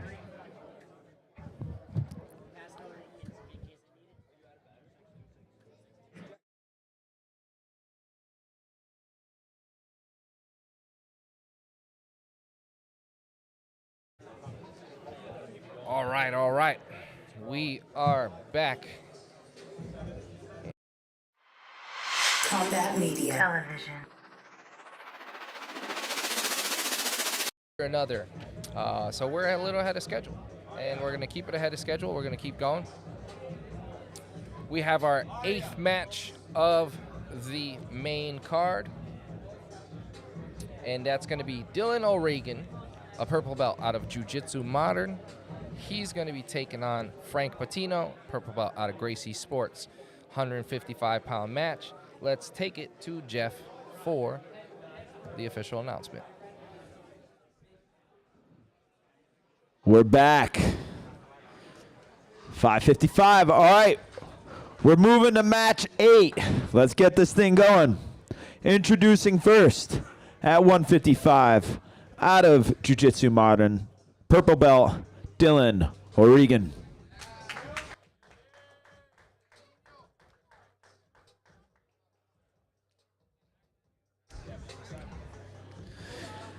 His opponent out of Gracie Sports, purple belt, Frank Patino.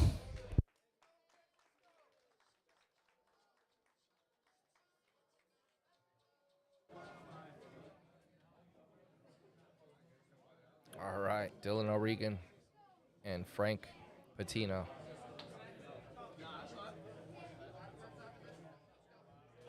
A couple advanced competitors here, as they're both purple belts. Yeah, purple belt considered the first professional belt, if you will, of jiu-jitsu. It's like the beginners of the advanced division.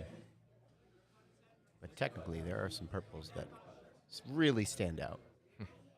Really stand out.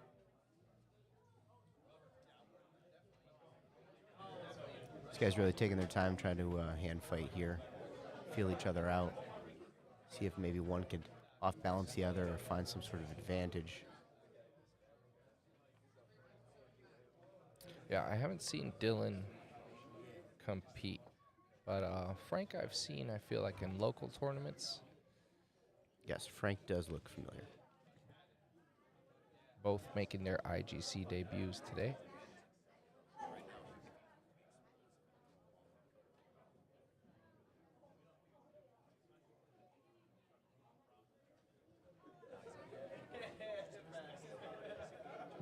Looking to tie up. Frank trying to control some elbows.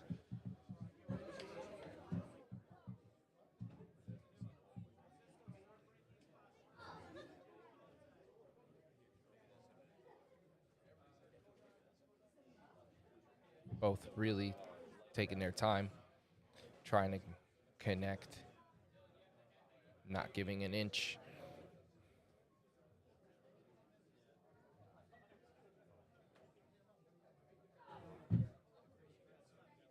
You tend to see a lot more hand fighting and attempted head control. Two standing grapplers that primarily jiu-jitsu guys. You know, you don't see any level changes really. You don't see any switching of stances. A lot of flat-footed attacks, wrist control, and then wrist breaks, and then control the head. And hopeful arm drags like this. Mm-hmm. So it tends to be a slow feeling out process, but we got 10-minute matches, so we got time to feel each other out. Yep, 2.5 minutes in. And also, I think I'm just spoiled from all the fast finishes. Yes. It's like, it's almost expected at some of these points, and it's like, oh, okay, wait, there is other types of matches as well. This match is going on forever. Oh, 3 minutes? Wow. Comparison to some of these other 20-second matches. But like this is how jiu-jitsu matches go. You know, so there's a feeling out process. When two guys are okay, so we got Dylan. one player. This is John, correct? Yeah, John. That's Dylan. Takes that's Dylan, seat. my bad. Yes, yes. And Frank on I'm top. meeting two new guys. I'm in the wrong match. Okay. Post intermission. Yes, yes, yeah.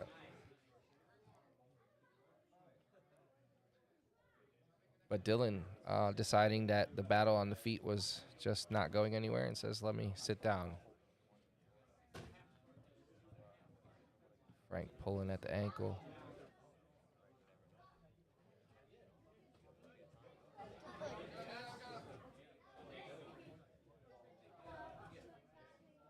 Looked like Dylan was looking to take top position via wrestle up there. Now it's Frank's turn to play bottom. Dylan diving for a front headlock. Frank on top and gets away, both back on their feet. This is actually incredibly evenly matched.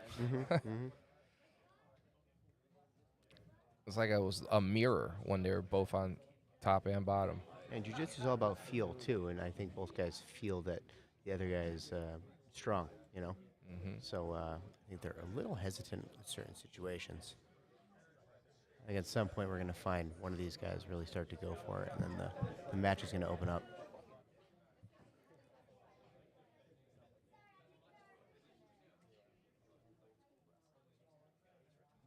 Back to the dance on the feet. Looking to see if anything opens up. Frank says, I'll take down bottom position in our gentleman's agreement. Dylan in a Kimura trap. Frank hanging on to his legs, but looking to pass. That might let Dylan be able to shrimp away, but he chooses to re-engage his guard. Back to butterfly.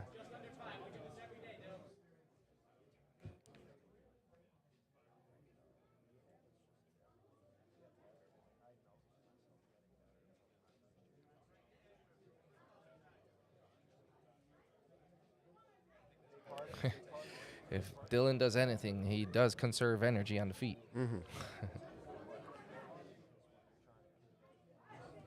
He waits till Frank comes in. He might try an arm drag here and there, a little pop the head around. Once the match hits the ground, these guys really go for it. Yeah. I think it's both the inexperience with the standing grappling has shown that neither guy really wants to take a chance at possibly getting their head stuffed and into a front headlock, maybe their back taken, and end up on bottom in a bad situation. So I think that's why you're seeing a lot of hand fighting here.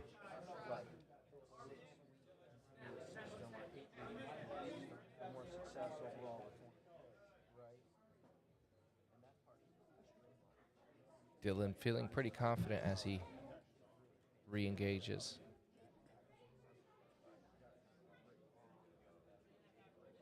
Frank with that elbow control that he's been using for most of the match. I think it's really important to establish some sort of wrestling attack as well, because both these guys are clearly comfortable on the ground, but neither guy really wants to be on bottom, so you don't really see guard pulling and attacking from there. So we're doing this, back and forth, exchanging of grips and this push and pull game. And I don't think either guy wants to do this, but I don't think they have the tools and no guy's really going to shoot a blast double and carry the guy off the mat. I just don't think that they have that in their game yet. Yeah. I think it's important to establish that in training. We're coming up on under 3 minutes. Dylan doing a good job at least on hanging on the head too. He's a little war of attrition. He's done pretty well with the clinch when he gets into controlling Frank's head.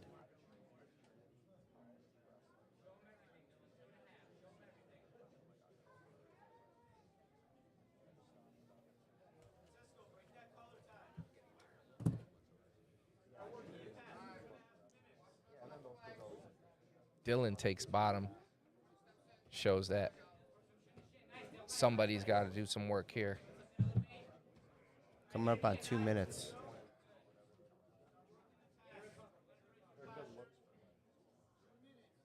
Frank's trying to scoot in, get his hips underneath Frank's with these butterfly hooks. Frank doing a good job of just sitting his weight back, not letting Dylan underneath. The thing with that, like sitting your weight back and being solid, is it's tough to move that person. So it's almost like a stalemate in that regard. So Dylan really had to be aggressive there to try to get on top, whether it's pull him up over and using the elbows, get underneath, or push over and get on top. And now we're back standing.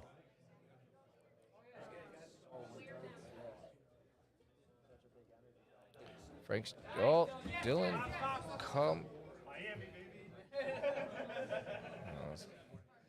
Almost at the table. Luckily, it was stopped. Great job by the ref.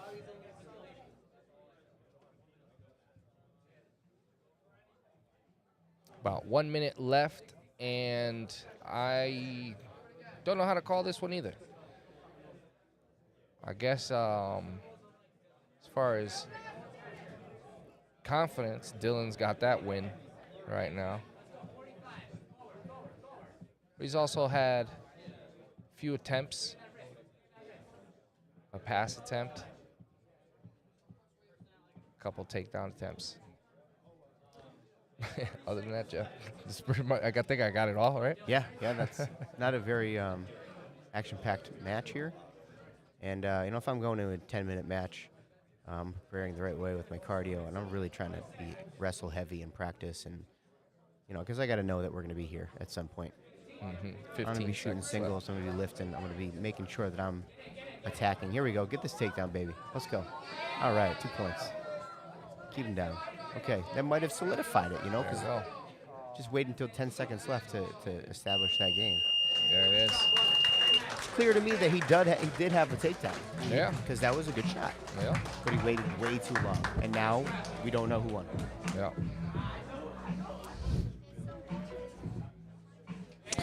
Your winner, Dylan O'Regan.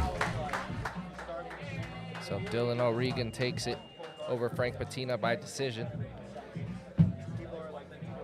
That was, let's go right to the next one. Keep it moving. Great job by both those guys. Dylan, I believe, is just coming back to competition, so that's pretty cool. And Frank, we've seen him around, so great job. Good job on your IGC debuts. Let's move on to match number 9. Let's take it to Jeff for the announcement.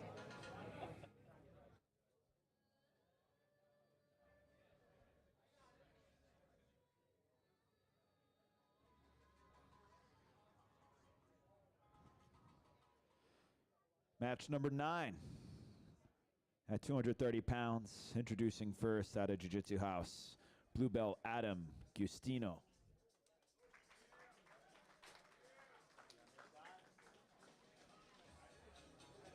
And his opponent, Adder Master Skaya, blue Mohammed Saror.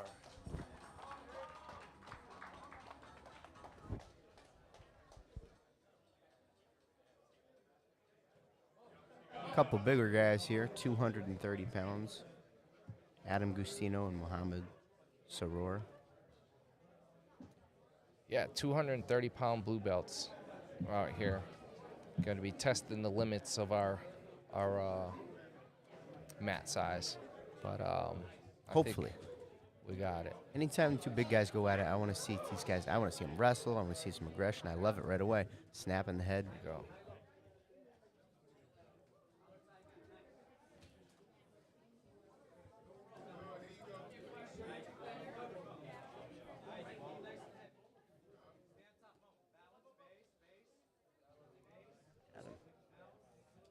Adam's up.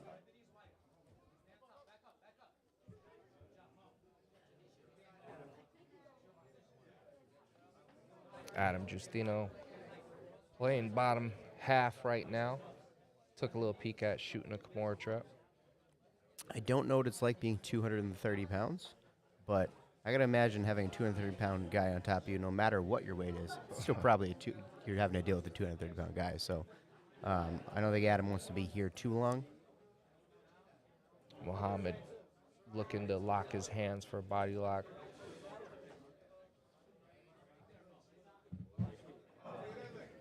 does so. Adam's able to create that space with the knee shield. This is what I like to see. He's got that girth to create that space. What you mean, Matt? You don't read the rash guard? What it says on it. It's girth boys. Good for him. Good for him.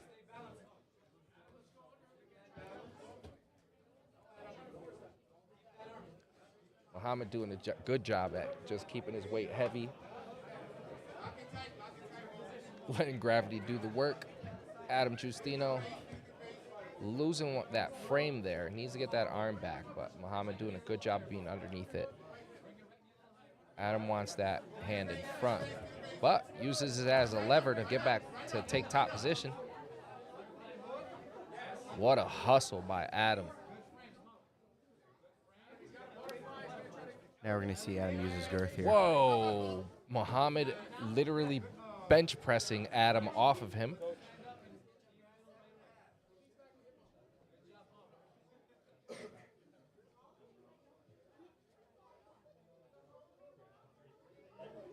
When you got two big explosive grapplers like that, you're bound to see those, bench press the guy off him situations. But, so far it looks like these guys are, they're blue belts, but competent for sure. Yeah. Absolutely. Yeah. Not just two big guys that were given a blue belt, you know what I mean? I mean, if you can bench someone off you like that, when you do learn the efficient movement, it's going to be that much easier. Yeah, right?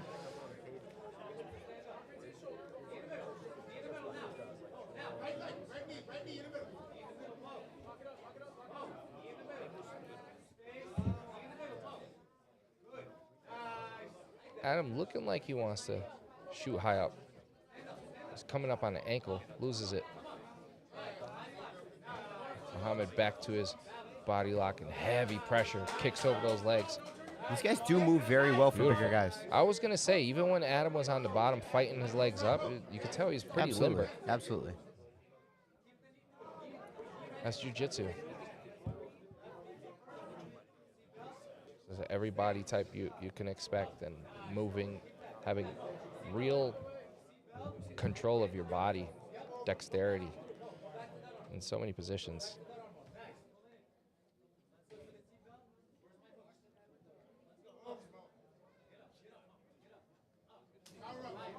Pretty sweet, indomitable spirit rash guard from Master Kaya there in New York City. Adam locking onto the leg. He's above the knee. He's looking to get closer. Muhammad doing a great job at framing and escaping his knee line. But Adam staying on with a good grip on the heel there. Muhammad slips it. Beautiful.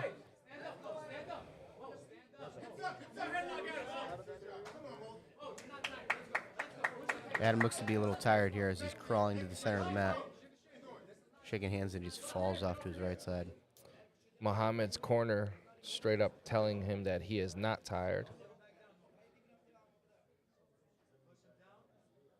which is great.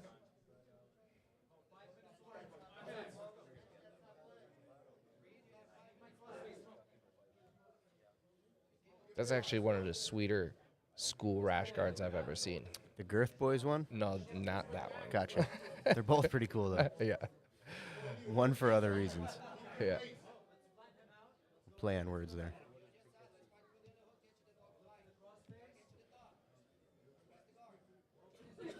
It is cool. Even the shorts on his, it gives me that Doug feel, like that, you know? Doug funny. Do, do, do, do, do, do, do, do, do.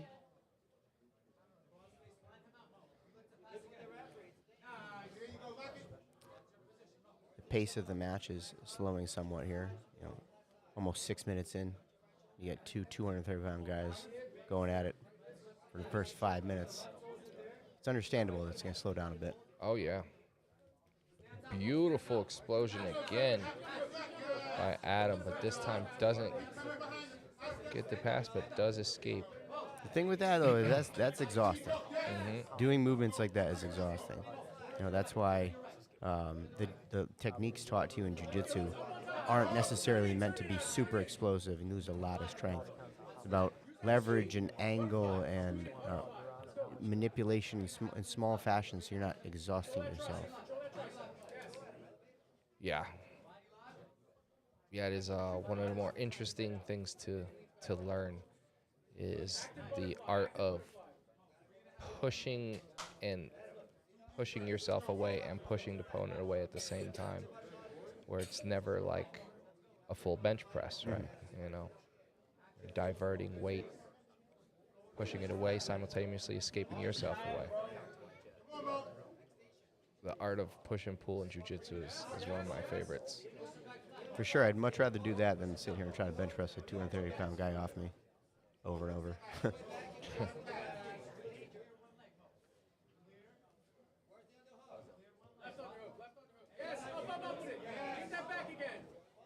Muhammad snatching the underhook. But Adams got that low knee shield in, was able to open up his hips and extend away from that.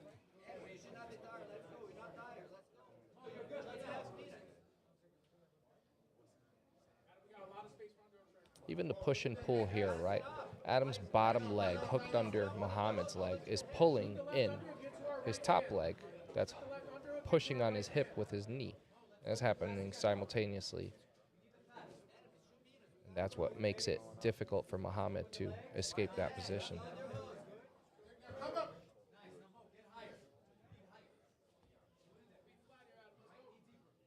Muhammad's got to crawl up his body, get higher onto his chest and shoulders. Maybe start to free his right knee from this half guard.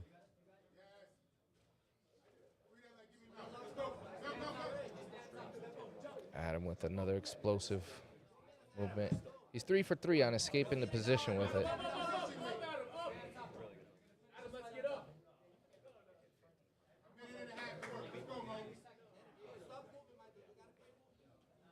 Minute 40 on the clock. Muhammad stepping over the leg in the half guard. Again, Adam. Adam sweeps the top, is able to maintain the top momentarily, and then Adam gives looks up his tired. back in transition. Oh, And Muhammad gives up bottom in transition. These guys are getting tired. See if Adam can take advantage of this. Just over a minute remaining in this match. Adam. Over the half guard, looking to pass, trying to break down Muhammad's frames. Muhammad, you know, if he gets his hands on him, we're going to see an explosive attempt. But great job cradling him up, having Muhammad's shoulder on Adam's knee there, breaking his frames away, keeping him flat on his back. Switching to a case of Katami, grabbing. Somewhere Jessica Zagowski is in the crowd going, ooh, ooh, ooh. I know that one. Yelling out instructions. Yep, Jesse is definitely a very advanced player of Case Katami. Used it in no-gi jiu-jitsu and many tournaments. He's even got some, I think, wins in, a couple wins in MMA with it. And I think he's attempted it in almost every one of his fights. And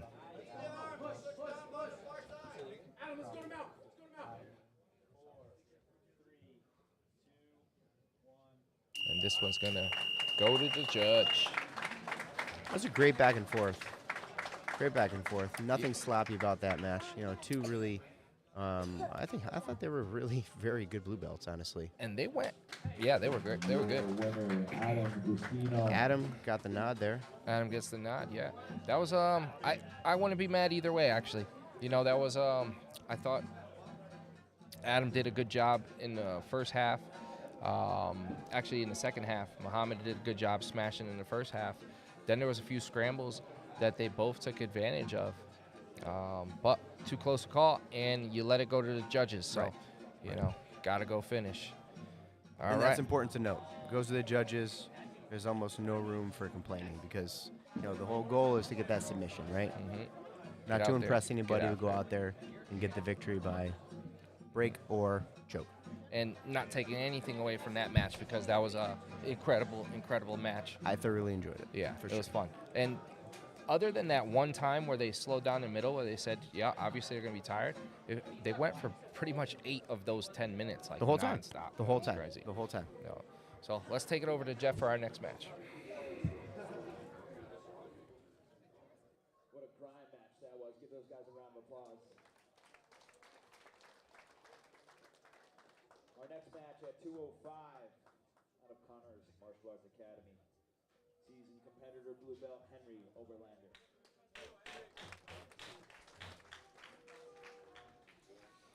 His opponent out of heavy metal jiu-jitsu blue belt Derek Favara.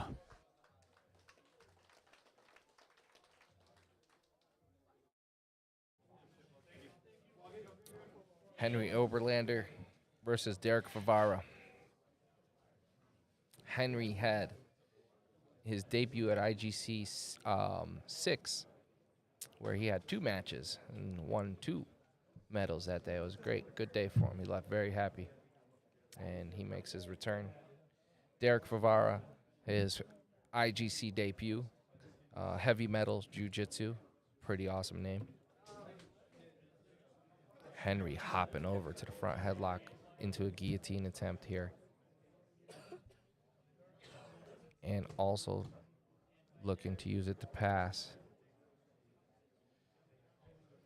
We've now seen a few competitors here out of Connor's MMA over the over the years, and they all keep everything slow, technical, methodical.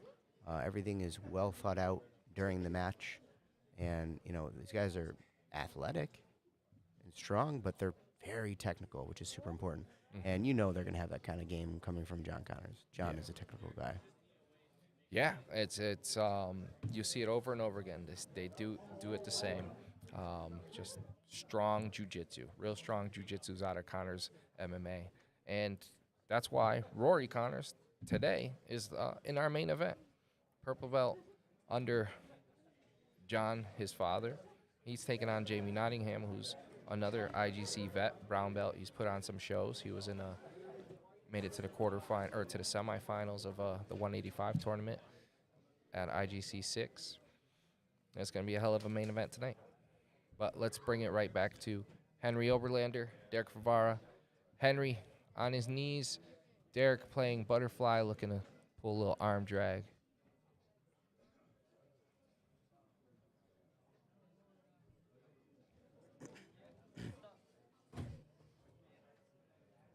Derek, not much of a standing grappler, as he sat to his butt immediately. And now, a couple minutes in, he's attempting his arm drags to try to get to top, controlling the wrists, try to work his way around his opponent. Henry staying really solid on top there, not really leaving any openings.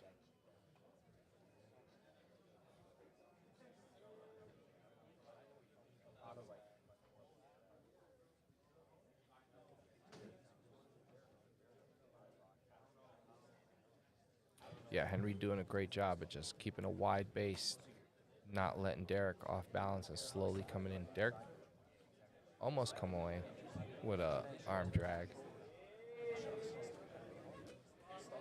Henry falling back on the legs. He's in on one. Probably going to end up with bottom position here. Derek going to pass immediately, and it looks like this is where Derek wants to be, on top. He's there you go, pinning Henry's hips, pinning his shoulders, sliding him out. Henry looks a little surprised. Yeah. That guy looked right in his eyes, and he was like, "Oh my god, What just happened?" Yeah. Well, Derek looked heavy, and he moved freely on top. That was some small guy jiu-jitsu. You know, passing. He did it quick, smooth, but he was still heavy throughout. that was beautiful. But now he finds himself on bottom again. Damage done, though, I think. You know, Yeah. really, That Henry was didn't good do much from sequence. top when he was on top. So, you know, Derek got his points, and now he's back on bottom. You know, we say points at wow. Not shooting a top lock. It's Derek high risk shooting like that. But obviously a high reward as well. You catch someone sleeping there.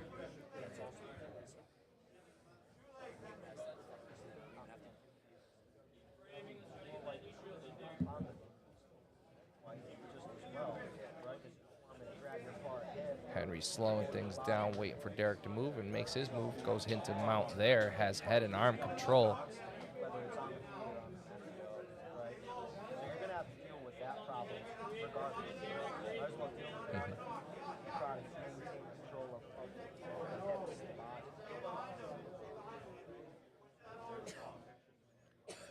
So both guys finding success here in dominant positions. No submission threat as of yet. Yeah, it's, I mean, you know, you've coached me many times, and, you know, the number one advice you would usually give me is be on top, stay on top. And you're seeing, because being on top is, you know, you see these guys moving a lot freer. It's a lot harder. Wow, Henry. Finishing with the guillotine. Sliding into mount, taking Derek's neck along for the ride, finishing with the guillotine. That was a great match. That was, Yep. yeah, very evenly matched there. Yeah, that was definitely who was on top was going to be the hammer there. I think that Henry had a really tight squeeze with the guillotine because even before he moved over to mount, you saw Derek's hand up like, this is really tight. I don't know if I'm going to be able to withstand this much longer. So saw that premeditative tap, and then it finally came once he got mount. For sure. So Henry Oberlander takes it. Next match, we'll go into CJ Cameron, purple belt out of Indoor BJJ versus Dan Gilliam, purple belt from Dexter Valetudo. Let's take it over to Jeff on the mat. Our next match at 160 pounds, introducing first, out of Indoor BJJ, purple belt, CJ Cameron.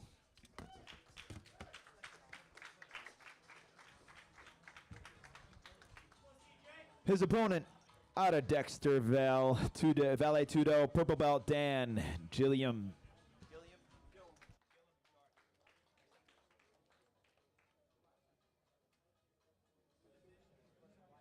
All right, CJ Cameron, Dan Gilliam.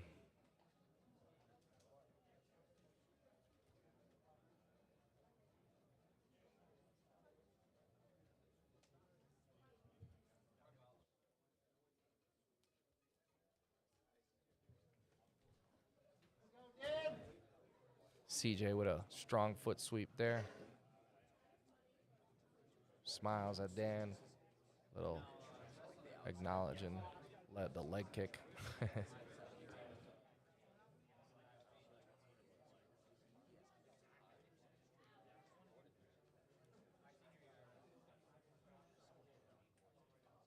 This match is 160 pounds. Nice ankle pick. And beautiful. And I was just about to say, CJ looks like he's in great shape.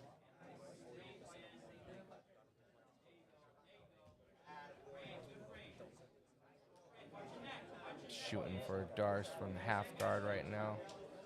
He's got some long arms. Looks like he's finger walking to tighten it up. Dan looks, oh, he lost a leg, so Dan's gonna try to shrimp out here. CJ, there he goes, takes it over to mount. Now it's just tough to escape. Oh, wow, Dan escapes it. That was incredible. Into a single leg X attempt. CJ comes around the top, falling back for an arm bar. He's got a Kimura control. Hasn't thrown his leg over yet, not sure why. That's exactly, oh, he was waiting for it, that's why. He was waiting for Dan to come up so he could try to attempt a triangle. He's going to attack the arm before an arm bar. Great control. He's going to have to pin Dan. If he wanted to finish that arm, he'd have to pin Dan. Look at that. Puts his leg in there to slide around for cross ashi. Solid transitions here. tough to finish that toe. It almost looks like a flow roll Yeah. to warm up. You know, these guys Yeah. are really changing positions a lot. And every time you thought CJ was leaving his leg somewhere, it showed that it was part of the next flow. You know, at first he didn't put it over on the arm bar. He was able to get up, but he fed it into the triangle. And then from the top, he left it in the legs and stepped around for a leg attack.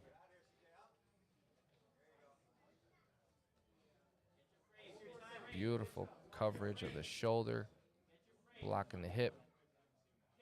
Yeah, so Dan fell back for the leg attack and couldn't quite get it, so now he finds himself on bottom.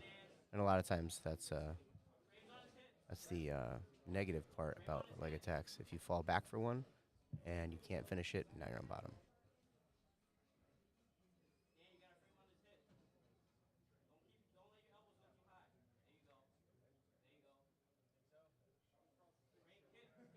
Good mount by CJ. Wow.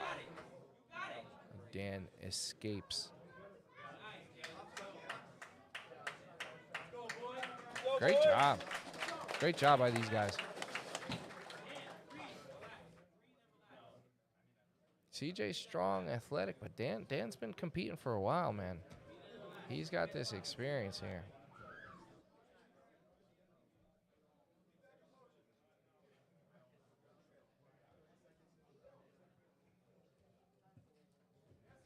Rolling Kimura attempt by CJ. Takes it to the half, or to the quarter juji. Trying to free his leg. There it is. Slick. Feeds it to the 3/4 to the triangle. This is going to be trouble for Dan. Doesn't get to lock it up. There it is. It's going to be trouble for Dan, because if he gets on top, he's in a fully locked-in triangle. If he stays on bottom, the arm attack comes. And he doesn't really know which way he wants to go with this right now. Doing a good job of going both ways, though, not letting CJ get comfortable. Pops the hand free. Let's see. It's going to be a tough one. Beautiful. And like I said, he came on Triangle. top. You know, you're getting submitted. You stay on your back. You're getting submitted. That's a tough situation there. That triangle armbar attack. Your winner, CJ Cameron. Great job by CJ Cameron. Dan Gillum. That was a awesome match. He got out of some really bad positions, into some leg entanglements, but CJ really showed a great game on top, pressuring Dan the whole time. Well, let's take it to Jeff for the next match.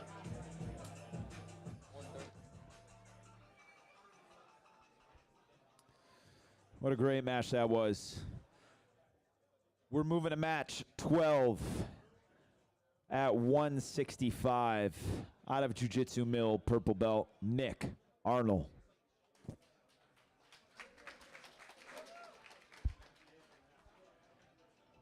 His opponent, also out of heavy metal jiu-jitsu, brown belt, Jacob Tremblay.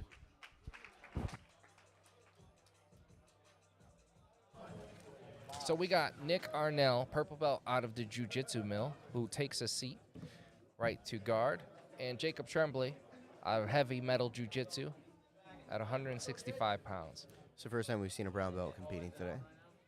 Yeah, Nick, the purple belt, and Jacob on top, the brown belt. I enjoy seeing the purple versus brown, or the brown versus black, because depending on the school, like that brown belt or the purple belt could flow up and down. You know what I mean? Yeah. So And the big range that you can be a 1-year purple belt or a 5-year purple belt, right? You know? And brown's kind of the same. Same thing, right? I had my brown for 5 years. I had my purple for a year and a half. You know, 2 years. And then I know guys had purple for like 6 years. You know. So. Yeah. Oh yeah, all over the place. I had it for about 5 years. Mm-hmm. But I got my blue in 6 months. So it was like all growing and catching up and all that type of stuff. Beautiful connection to the leg by Jacob Tremblay.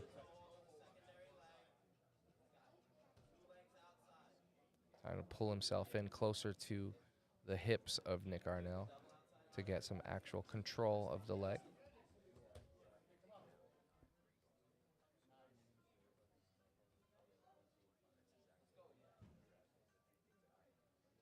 Nick sitting directly to half guard.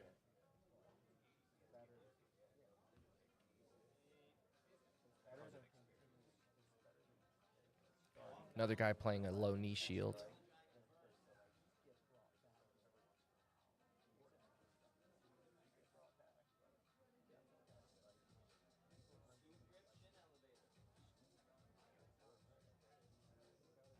The low knee shield can be really challenging to deal with.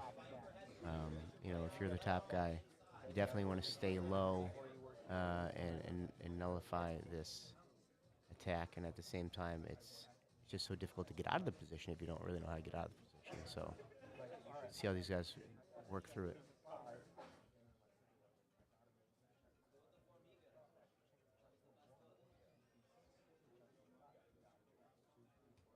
Yeah, it looks like Jacob's taking a second to sit back and try to figure this out, like which way I'm going to go. And that's another thing. If you're not used to someone playing that K-guard, you know, low knee shield, I'm sorry, K-guard, Z-guard, low knee shield, it's a pain in the ass to deal with regardless.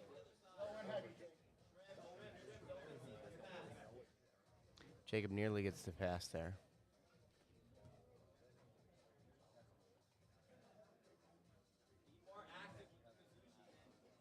And that's what we're talking about, the purple and the brown, you know, dynamic there. Like, these guys, you'd never know that one was a different belt level because they're both, you know, advanced grapplers, and you could definitely tell.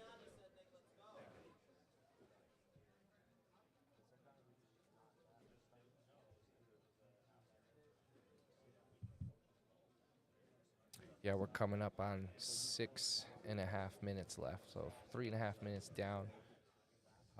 We see a battle of bottom half guard versus top half guard. Nick with a little off balance to have the option to take top position, but stays low, looking like he's trying to feed his leg through.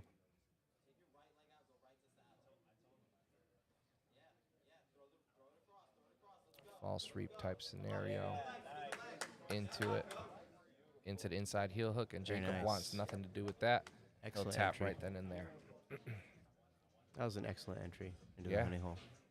Well, We saw it coming. I think Jacob probably saw it coming too, and he couldn't quite stop it. Nick Arnold. congratulations to Nick. The purple belt takes out the brown belt. And you saw when he got into that inside heel hook position, you know, Jacob was ready, like, nope, that's it, got me, checkmate. So we're going next match, match number 13 on the day. We'll take it over to Jeff to announce it. Sharp match. Great entry.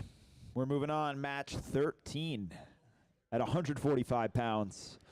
Out of Unity, BJJ, brown belt, Jeff Amendola.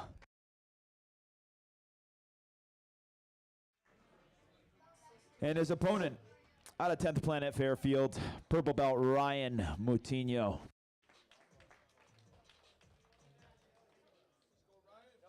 I don't know why. Anytime I hear the last name Moutinho, I'm like, this guy's a killer. I So don't know what this it is like a Brazilian thing. I don't know.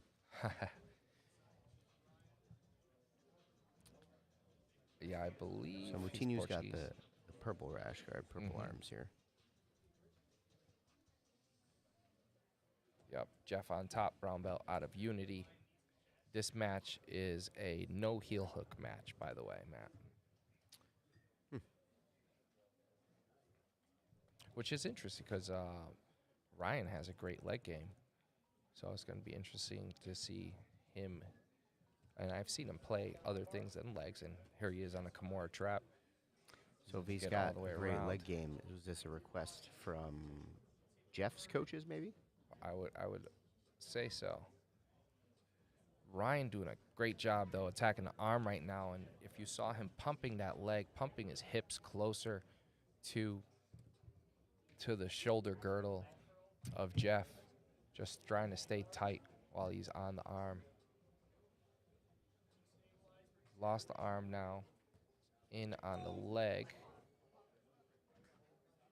Oh, looks like we might have had some type of injury. Might have. Looks like a rib pop.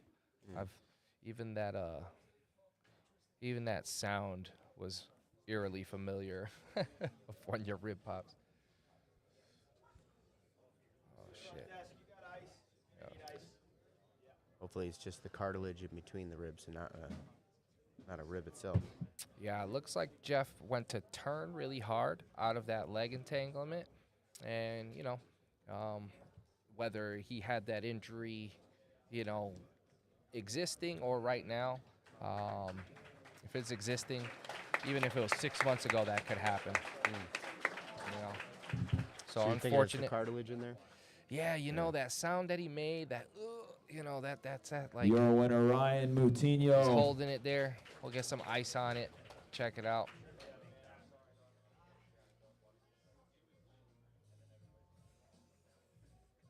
That's a pain to deal with. Yeah, It's happened to you before? Unfortunate. Oh my God.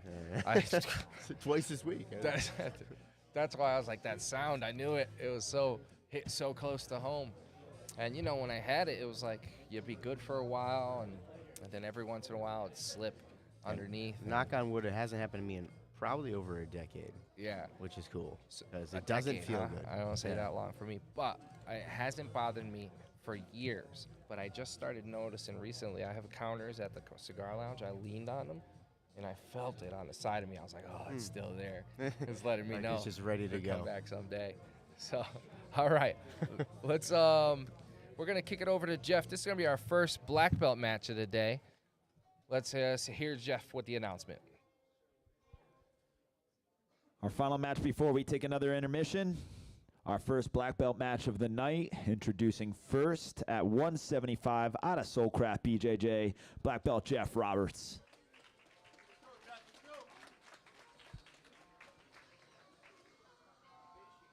His opponent out of Technique BJJ, also a black belt, Chris Rowan.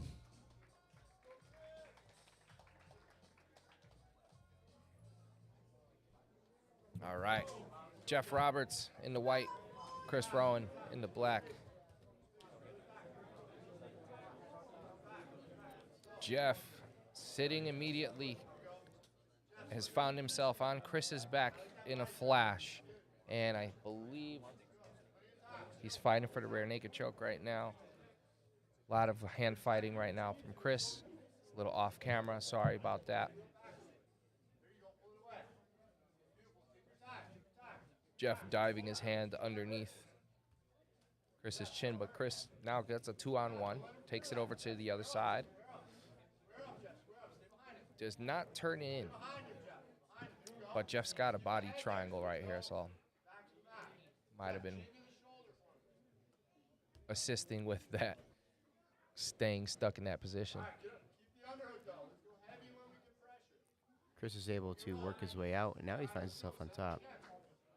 A nice sweep. Looks like The that body was triangle definitely from in the his- back is arguably the worst position in jiu-jitsu. I'd venture to say that's probably the worst. Yeah. If the triangle's like one of the most powerful submissions, and back being the most powerful position, you combine those powers. When our powers combine. Captain Planet? Yeah. Let's go. Terrible show. I watched it, though. I did. I watched it a lot. Yeah, we watched all the cartoons that were on. If it was on, we watched it. That's how our generation was. You didn't have choices. Not many, but we had some choices. You had some choices, but not on-demand choices. It was like, what's on Fox at Yeah. 6 p.m.? Okay. What's on Fox at 6:30 p.m.? Okay. Jeff looking to get in on the legs, and Chris, if there's anything that we've seen in previous matches, is that it's still a part of his game that he's developing.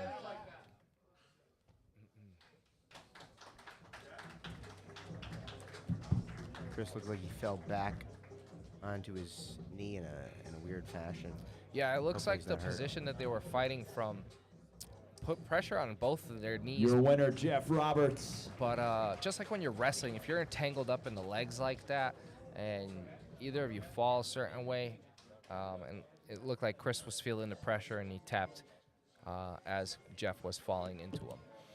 So we're going to take a 10-minute intermission, and we'll be back. We got 5 matches left. Match 15, Eric Ramirez versus Lerod Smalls. That's at 195.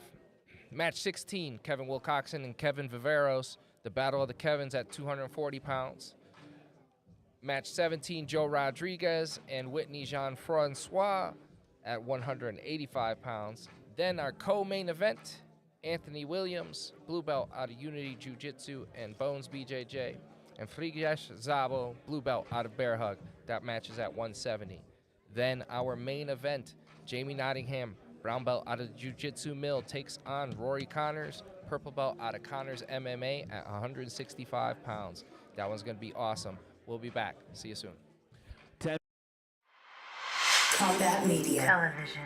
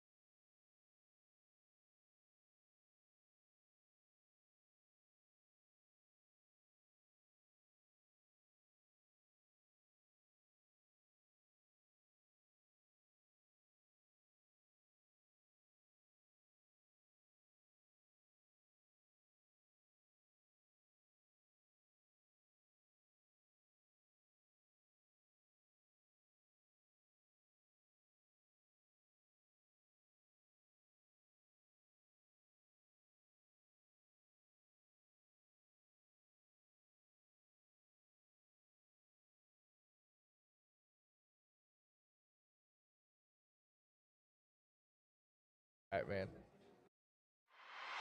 Combat Media. Television. You know, we're making it work. But they put this thing basically on the ceiling. So Not often you're looking up to talk like this. You know? yeah. We'll make it work. Yeah, and looking at the paper, the range here. Come on, guys. Come on, work with me. Work with me. It's like when you're reading off like a paperwork and you're like looking at the crowd like this. You know, you can't just look down at the paperwork the whole time. They're right. They're right. That makes sense. Makes sense. So we got.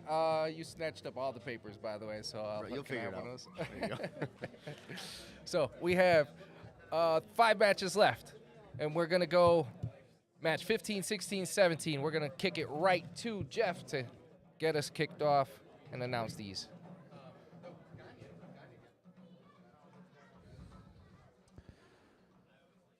Match 15 at 195 pounds.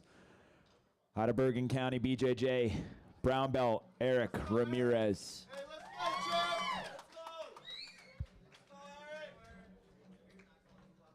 His opponent, out of Master Scale, purple belt, Lerod Smalls. Lerod Smalls. Lerod Smalls, Eric Ramirez. Eric, brown belt representing Bergen County, BJJ. And Lerod, purple belt out of Mastaskaya. There's a 195-pound match, and we're off. Big snap. Nice shot. Beautiful shot by Eric, and Lerod gets away. Really thought that Eric was going to complete that. Now the rod with the shot. And completing the takedown.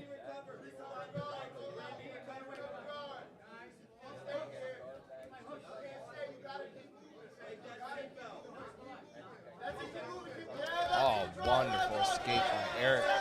They're right in front of these cameras, everyone blocking them away, trying to take the back. It looks like it's secure. No hook yet.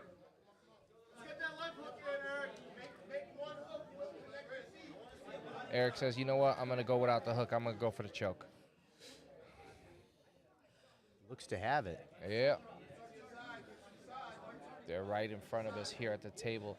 Our referee, Philippe Simplicio, doing a great job at keeping the action out of the camera. Both hooks in. Ooh, he lifted up his neck on that one. That was the smart. Got to get that elbow a little deeper. If the rod's looking to stand up, he's going to have to do it with his chin tucked. Because he's now given up his neck twice. Look, he's looking up again. Don't do that. Don't do that. Whoa. Using a little leverage on the elbow there to take top position. That was the old school Japanese jiu-jitsu. Yeah. That was great. Eric comes in, attacking the leg now. Still in front of us. These guys like the action. 2 minutes and 10 minutes into the match. Scrambled. 2 minutes have been paused. right in front of us here. I think people are just clapping because they're not on top of the cameras anymore. Whew. I have me stressed. Please don't break the cameras. Back on the feet. Beautiful Nice shot shot. by Lerod.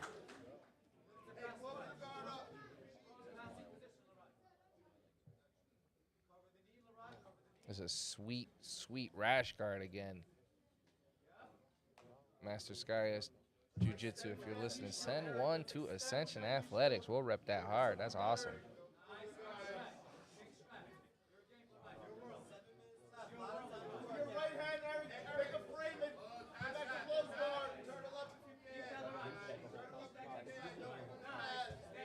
Awesome wrist Look at this, control. look at this. Wow. Lerod, definitely old school in it.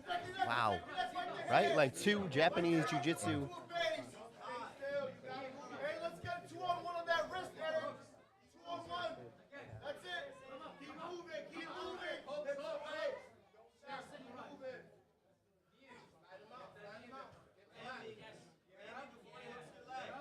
But the problem with some of those moves is you have the leverage on the submission, but there's not much control over the body. Right. Come on, come on, come on! Hey, what does it take there? Right, and if you're an advanced grappler, you see it. Maybe you don't see it coming because you're not used to it, but you feel the opening immediately. Yeah, you're running down the hall finding that exit quick. Right. Whoa.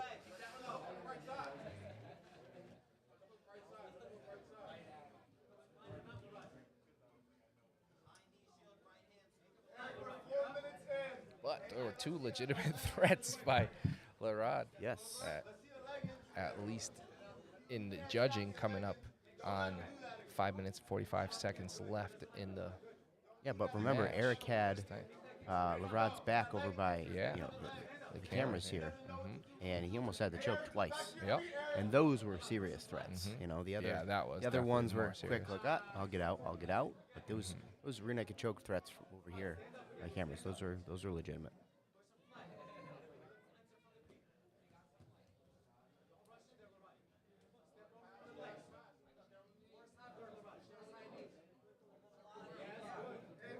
Rod looking to insert that knee stepping over.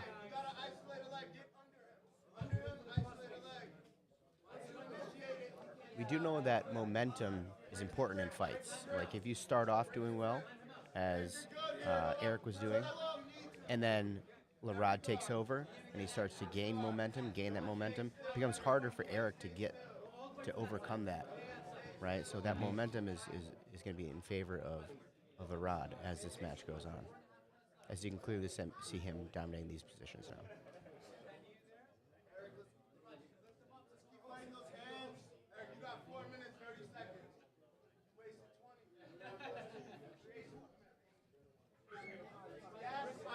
Rod trying to crack the clam here and open up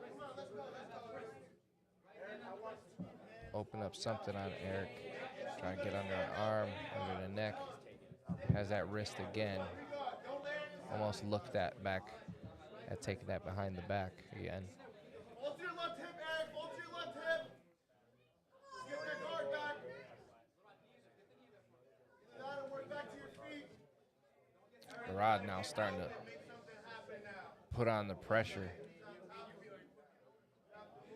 Showing some of that indomitable spirit right now.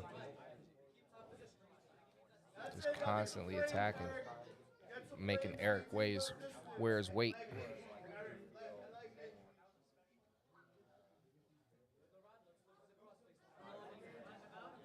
Push and pull from here, Eric. Push and pull.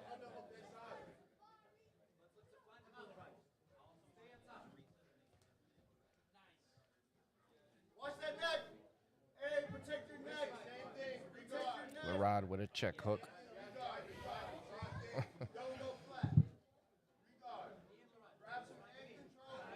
Eric kind of hanging out in this turtle right now. Not sure where he wants to go. And there he goes. He finally pulls guard.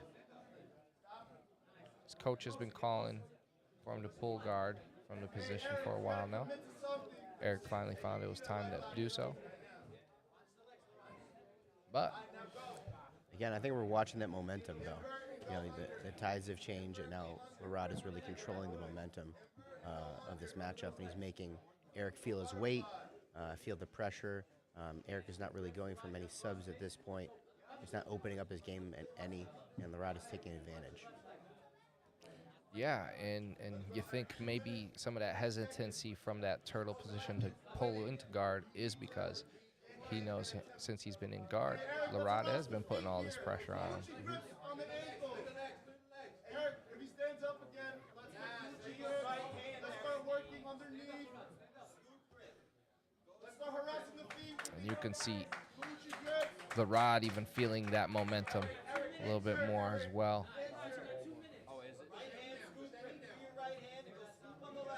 Just smashes the knee shield. Eric, listen, you got less than 2 minutes to work. Try changing up the whole strategy. Let's work to our feet. Just heavy pressure by Lerod, looking to get a crossface, trying to connect himself to Eric Ramirez. Eric doing his best, trying to stay in front of his biceps and not let him get connection around his head. Eric recovers into guard. Eric, I want you to frame on his hips, and I want you to get back to your feet and work your takedown. Kimura. Hip bump, hip bump. Give him a hip bump. Hip bump. Looking at body language at this point, and Eric's getting tired. I mean, he's been tired, but Eric's tired right now, and Larad is he knows he's tired. And it's Larad's just kind of driving pressure, tiring out. Yeah. See if maybe something opens up. Now he's got that wrist ride. Looking to flatten Eric out. It's heavy pressure by Yes. Larad, non-stop. Eric Triangle attempt. trying to get up, but Larad's posture very strong.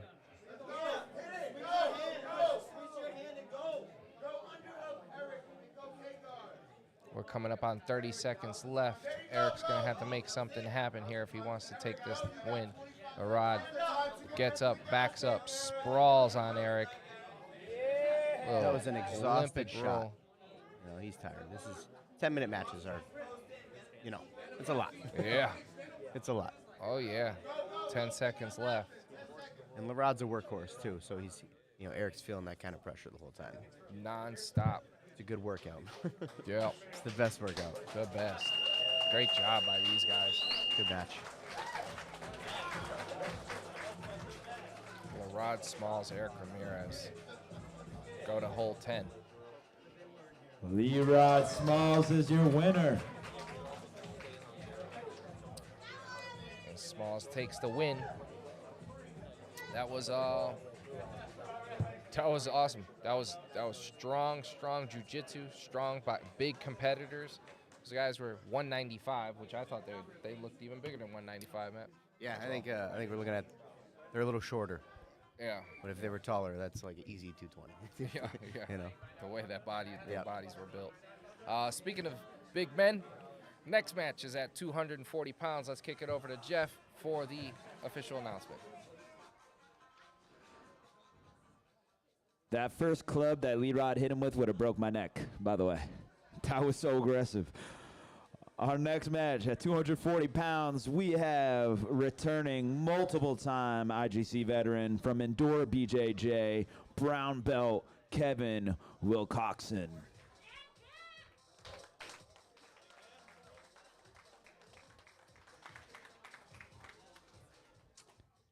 And his opponent from Team Dexter Valet Tudo, brown belt Kevin Viveros.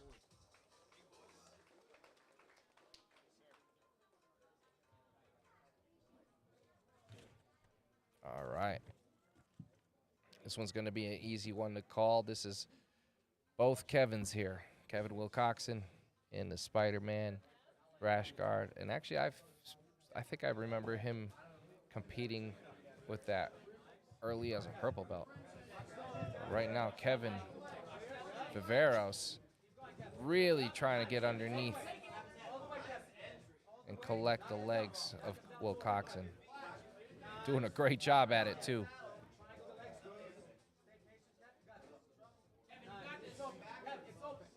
Beautiful. He really went hard. He really went hard for that. He's in there. Oh, man, you got it. Beautiful. Woo. That was excellent. He really went really hard for that, He deserved that. That was awesome. Yeah. You know what? And he showed beautiful control on that heel Your hook, winner, too. Kevin He knew he had that. Viveros. But that thing was tight. And that heel was pointing to the sky. Yeah. Yep, that was great. Beautiful entry, too. He just dove underneath, fought for that leg, just claimed it. I was like, that's my leg now. Thank you very much. We're going to take it to match number 17 on today. This is a 185-pound brown belt match. Joe Rodriguez versus Whitney Jean-Francois. Joe coming out of Henzo Gracie Rockland, and Francois coming from Brooklyn MMA. Let's take it over to Jeff for the official announcement. That was quick. Match 17 at 185 pounds out of Henzo Gracie Rockland, brown belt Joe Rodriguez.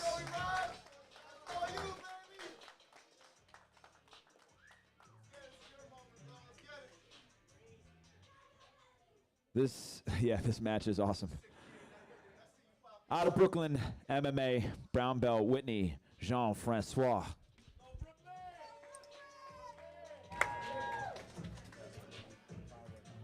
All right. What a dope last name. Serious. Jean-Francois. Mine's boring. I got a boring last name. This dude's got Jean-Francois. Lucky. And Just lucky. yeah, 185 pounds, Joe Rodriguez and Whitney Jean-Francois. Two very different 185s right here. And check out the leg size of Joe. And then Jean-Francois has a really big upper body. But then Jean-Francois has long legs. Two very different bodies. Great match. Another great matchup by Jack Stapleton, matchmaker here at IGC. Really, really thinks these through before actually pulling the trigger and making them.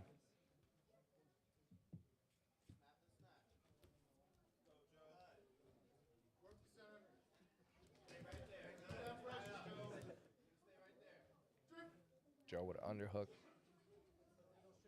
Joe, a veteran of IGC, he competed in the 185-pound tournament back at AGC or IGC Apex. Huge foot sweep with a thundering clap from Whitney. Under it.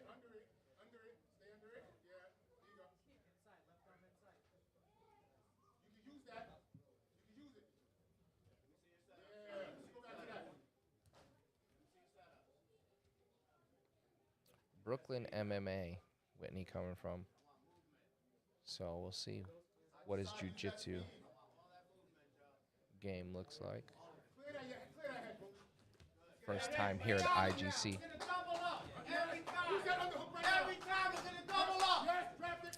Joe, a veteran competitor of jiu-jitsu, so you know what you're going to get with him. He's strong as a tank. Double and triple. Clear and go. Doubles and triples.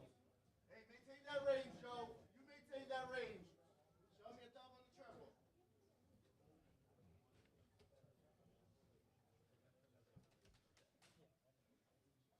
I don't think either guy wants to shoot underneath the other one.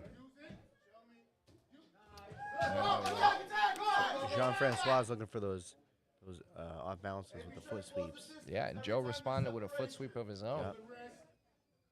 And walked over like the Terminator, like, you want to kick feet? I kick feet. Yes, yes.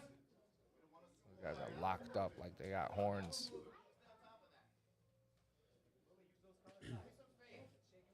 A lot of upper body battling right now. We'll see if those strong muscles of Whitney can endure this tension this whole time. We know Joe is used to being in this position.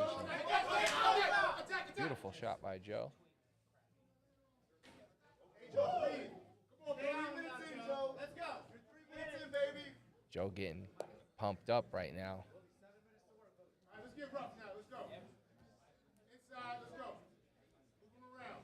Joe putting his head right in there on Whitney. Whitney has an MMA experience. Is pro or amateur experience? He's a professional fighter.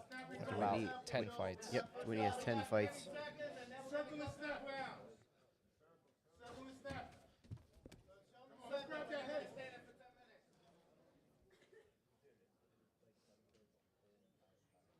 Looks to be trying to sharpen his sword with some jiu-jitsu competitions. Yeah, if MMA is your bread and butter, you always want to compete in other areas too. You know, so if grappling is or isn't your forte, you need to compete in it.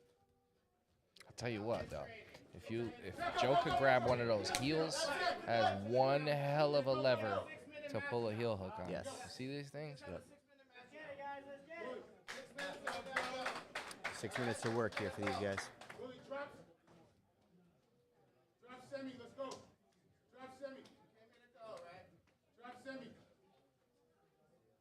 Right over the top, Joe. Right over the top. Everybody on the ground. Hey, yes! Beautiful throw by Whitney. Crowd gives a little pop to acknowledge. Like a Ippon Seonage attempt. Top game. It's hard to complete those without the gi. It can be done, but it's hard to complete those.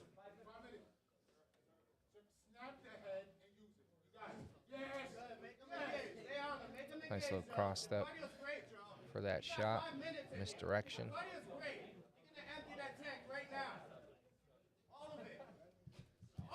Big snap down by Joe. And today, we've been a magnet for action. Great job by everybody saving that situation. There's a little person sitting next to me too, so we got to protect her. She's so little, I didn't even see that she was behind you over there.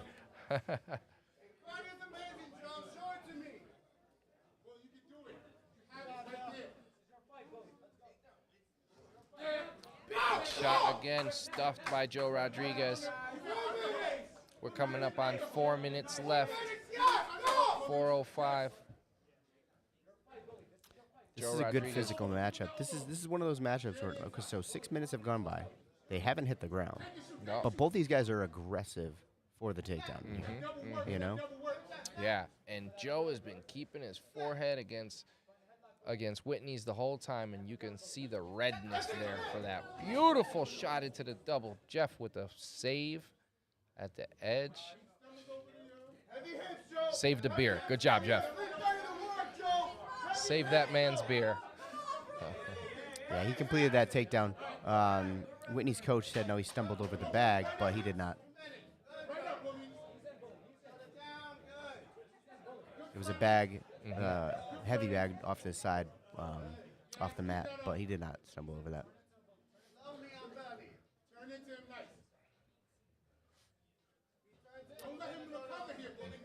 So it was 6.5 minutes in. We got our first takedown.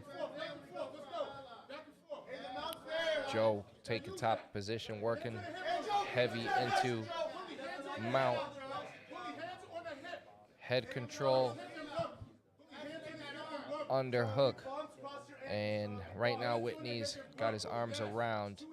Not going to be able to create too much space like that. His coach is instructing him to get the hands to the hip as he's doing to create some frames, to create some space.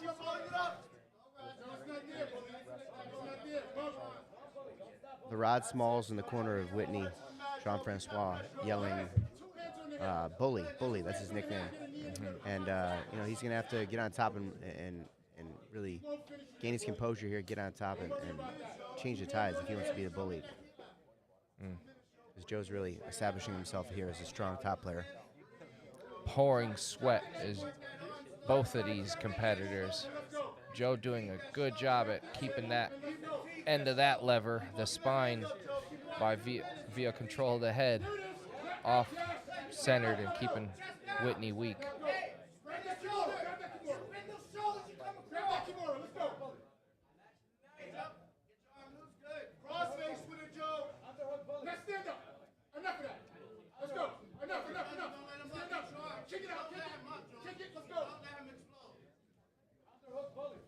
Whitney's coach calling for him to just stand up.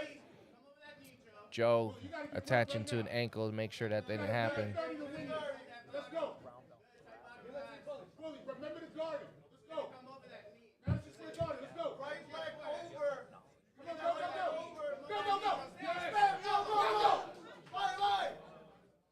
Whitney finishes. Oh.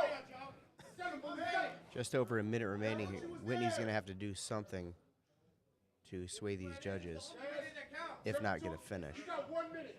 You got 1 minute. You got 1 minute. Whitney in on a single, throws him, but no connection to it. So Joe pops right back up.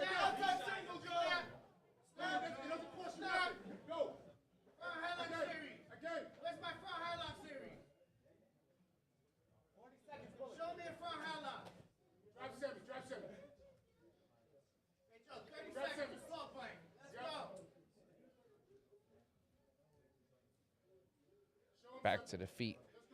Locking horns once again are these two gentlemen. 20 seconds left. both look like they're exhausted. They've been going for 9.5 minutes now. 10 seconds to go. Joe is content right here. Whitney's the one that's got to move, but Joe still takes a shot, looking to absolutely seal the deal and finish that takedown as the time runs out.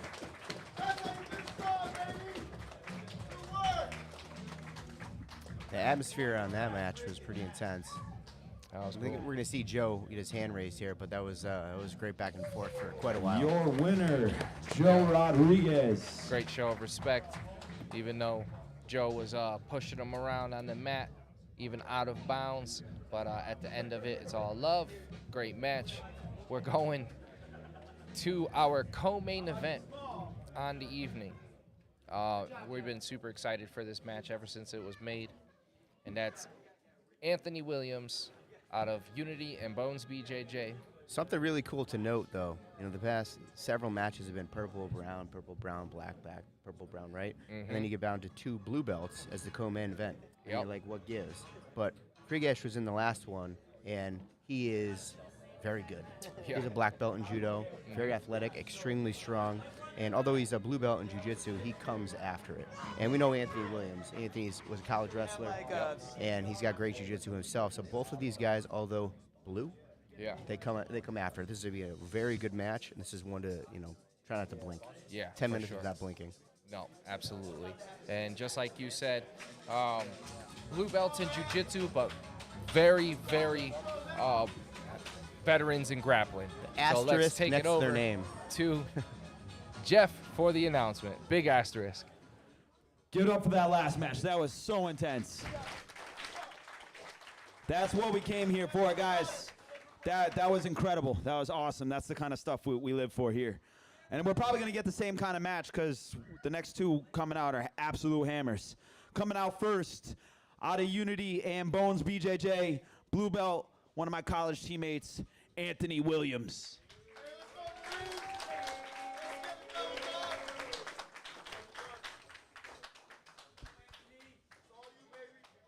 And he's taken on from one of the best matches of our last IGC, out of Bear Hug, blue belt, Frigesh Zabo.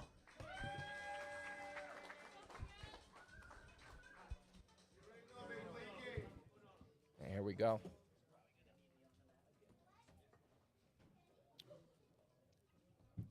I'm anticipating some high amplitude throws, trips, takedowns. Anthony's going to be trying to implement his wrestling standing up here. I don't think either guy's going to sit to their butt. I could be wrong. You never know, but I don't early think on, so. I think the egos are going to play. None of these guys are going to sit to their butt. Oh, look at Whoa! I was wrong right away. Beautiful. But hey, sometimes speed attacks, man. You can speed kills.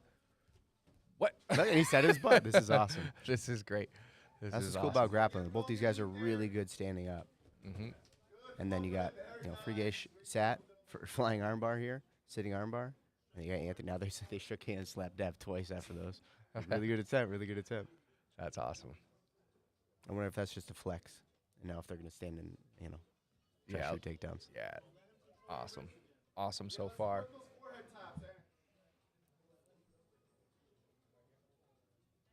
But I'm pretty sure we're going to see the wrestling and the stand-up game. At I some think point. even Anthony's first post about the match was about to show why wrestling is more dominant than judo. So He stepped to his butt there it twice, is. though.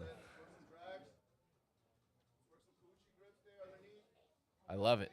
I love it. Showcase what you guys been working on, the jiu-jitsu, the full game.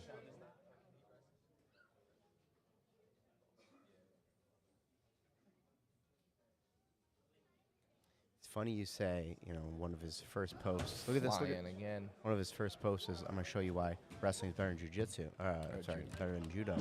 But he sat to his butt twice. It was that just, he's going to try to implement the wrestling later on. Mind game. Is he trying to feel how strong he is tying up with them? He's trying to see if there's a weakness. We'll see. Very interesting. Anthony, you saw how explosive he is. Don't let him get too comfortable with any type of grip. Anthony's corner acknowledging Frigesh's explosiveness thus far. Tell Anthony to be aware of it. Keep playing that game, man. Keep playing that game. Cut the angle, Ant. Big shot by Anthony, and as we saw with Adrian, you know, Frigesh has some huge hips on the sprawl. I think the biggest difference here is, though, you know, Adrian, his arms aren't as long. So even if Frigesh sprawls and he's got good distance, the length of Anthony's arms, he's able to get his hands around back his legs and still maybe pull himself in to complete a takedown. The length in those arms really helps for any kind of double leg.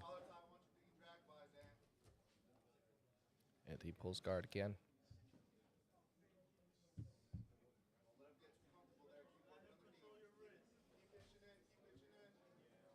Anthony looking to suck him into some type of guard.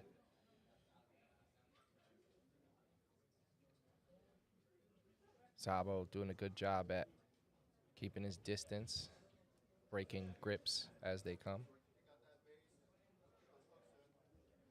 Trying to establish his own grips. He does one hell of a tape job on his hands, huh? Years of wrecking your hands going for grips with judo. Yeah.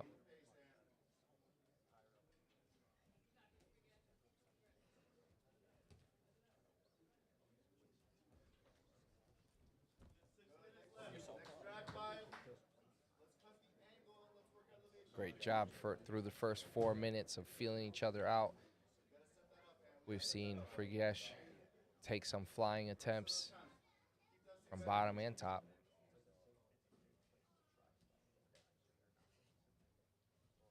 And standing.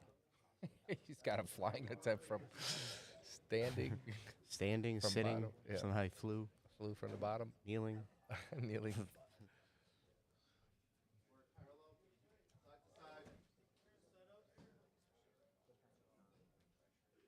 Should totally put Frigesh as somewhere towards the end of all of your, all of the IGCs. He's Yeah, excited. he's great. In on the shot is Anthony. Finishes it. That was very deep. Whether he That had was- long arms or not, he was Yeah. in, you know.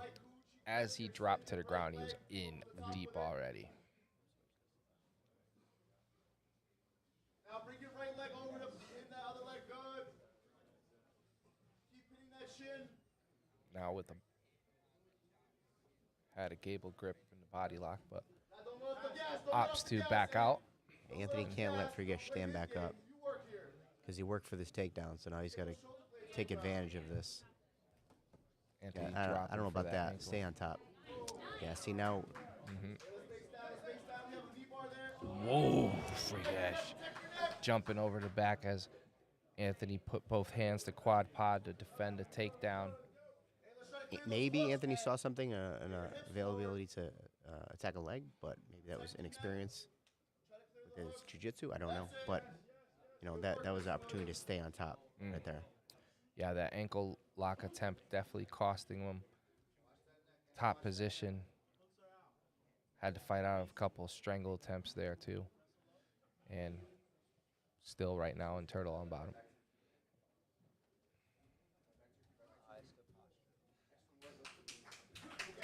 Great job at getting out of there. These guys, 3:45 left. wow, that was actually the fastest 6.5 minutes of a match so Yeah, right. far, I felt. I want to see another 20 minutes of this.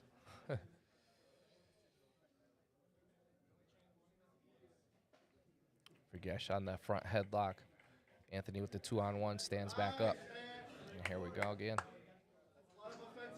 This is cool because it's one of those where when they come up off the ground, it's still exciting because it's like, wait. For sure. Yeah. And then when they're on the ground, it's very exciting. So everywhere. Big sweep attempt. Anthony looked at him like, "Really? You try that on me?" Yeah, they almost got there. He did like the side head on him, like, "What?" Oh, Nice shot. That was excellent. What a penetration step into the second shot as well. Just shot from deep. So 2 steps. far, wrestling is Mm-hmm. winning the stand-up game. Mm-hmm. Yeah, it's, I mean, especially in no-gi, right? Right. I mean, that's that's obviously the main thing. Yeah. You got a gi on, then judo would probably be the more favorable. But how often is Joe Schmo walking down the road with a jacket that thick where you're going to be able to grab him? Yeah. So is wrestling the more dominant? Maybe.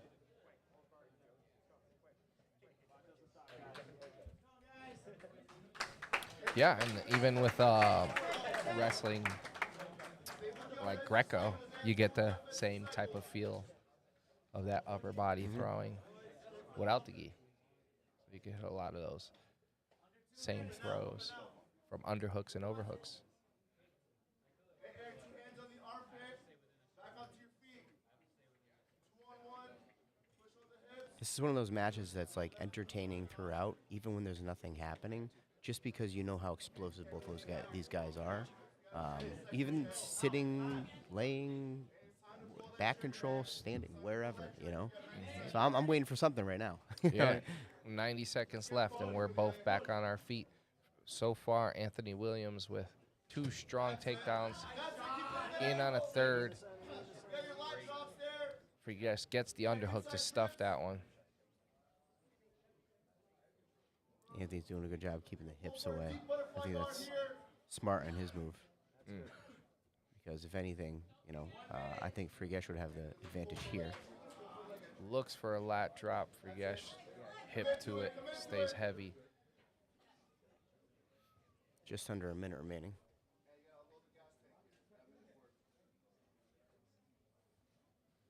Frigesh is going to have to find the submission, I believe, here. Because Anthony's up by a couple takedowns here. Got some dominant positions. Beautiful spinning underneath. Goes Anthony. Gonna switch it to the knee bar. Not controlled yet. I want to see a toe hold. 25 seconds left. Frigesh doing the best he can to flatten Anthony back out. Anthony going underneath again, showing some of his inversion game. 10 seconds to go. Get like that tornado sweep there, but not against those heavy hips. And this one will go to the judges.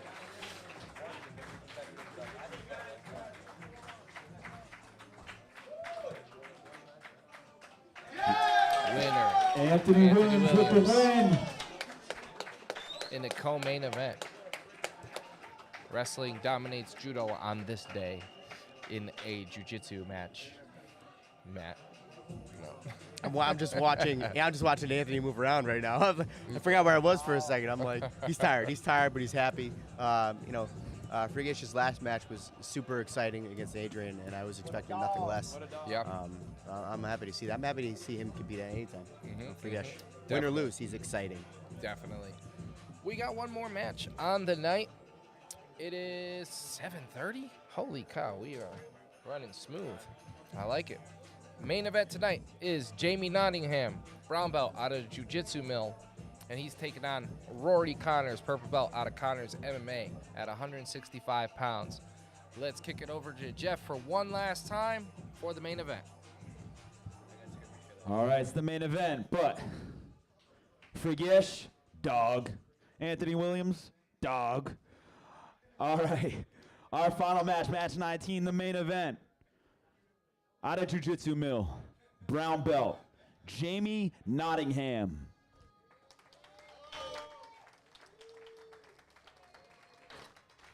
Multiple-time IGC vet. And his opponent, out of Connors Martial Arts, purple belt and also multiple-time IGC vet, Rory Connors.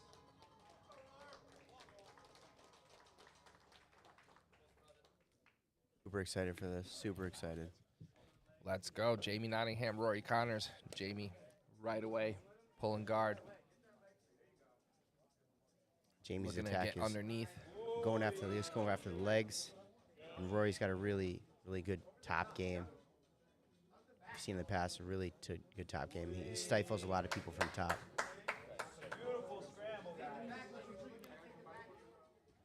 Good entries on Jamie. Great responses by Rory. The legs, right? We always talk about it. It's like, I think you were the first one to say it. When you're in like 50-50 battles or leg battles, you got to defend 100% of the time Yeah. and attack 100% of the time. Right. And that's 200%. Right. And that make no sense. But it's true, you know, because like you can't be just defending. Because Yeah. if you're just defending, there's no opportunity for you to submit. And if all you're doing is trying to go for the offense, you forget about your defense, you're going to get submitted.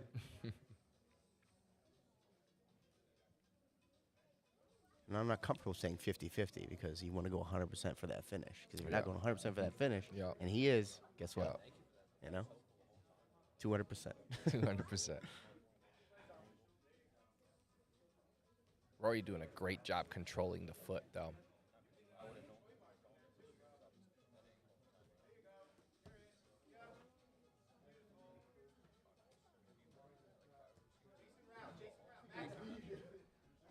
Jamie is a wizard right now on these legs.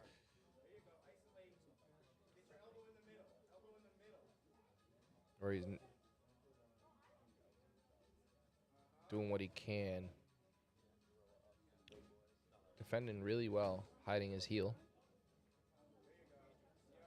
He understands the assignment, though. Rory does. He knows what's going on. He knows what's available to Jamie. He's hiding the heel respectfully well at this time. You just got to make sure that he continues to hide it while he escapes. Right now, you're looking at 100% defense from Rory and 100% offense from Jamie. Well, not even then, because look at Jamie's feet. Jamie's doing a good job protecting his own feet. That's why there's no opportunity to get out. You know. Yeah. Jamie's obviously in the much better situation here. Just hiding his foot over and over. He's like, give me that heel. Is that what he said? No, I don't know. That's what he said. That's what that felt like.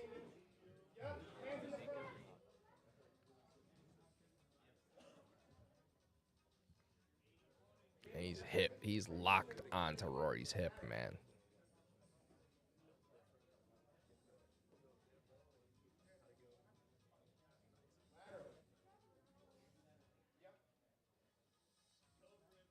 Staying tight. Beautiful piece of advice from Rory's corner, or from Jamie's corner. Just control his breathing. He has been attacking for a while. Want to make sure that he stays in flow doing so. Don't overexert himself. Yeah, if you're going to want to keep, for 6.5 minutes, if you're going to keep attacking like this, you're going to have the cardio to do so.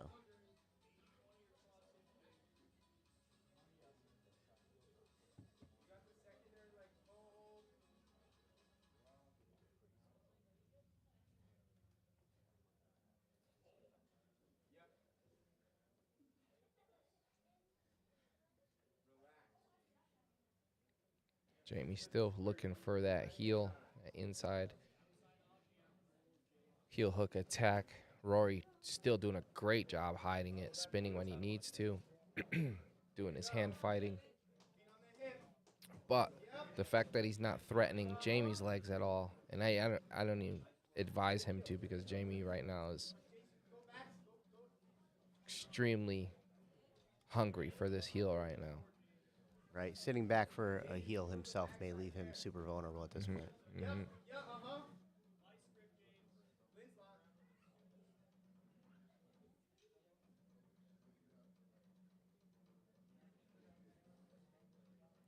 Rory does keep allowing it, once they roll, he does keep allowing it to go back to 50-50, where he could possibly put his right leg on the outside and then maybe look to push the right leg, staying on his right side, and escape the knee line. So it's hard to do escape like that, the knee line, from 50-50, especially when you're this deep. Look at Jamie's hand, the back of his hand on his tailbone there. That's it. You're not going to escape the knee line that way. Once he gets upside down like that, I want to see him put his leg to the other side, the outside. Keep on the outside. That's why Jamie keeps putting it back to the inside, because that's where he knows where he has the best opportunity for this finish. There, almost had it there, but Rory's spinning right when he's looking for it. But not. I feel like as it goes on, it just more in favor of Jamie because I haven't seen Rory do anything really to get out. He's defending the heel really Right. well, but to escape the position. So he's just given Jamie endless reps at trying to attack this heel hook. When he stands up in 50-50, we're doing outside spin. Jason Rao, let's go. You know, if we're talking, judge's decision, if it goes another 4 minutes right here, obviously Jamie's going to get this. There's been no submission attempt, really, but he's going for that, and he's controlling the pace of this. That's there. That's there.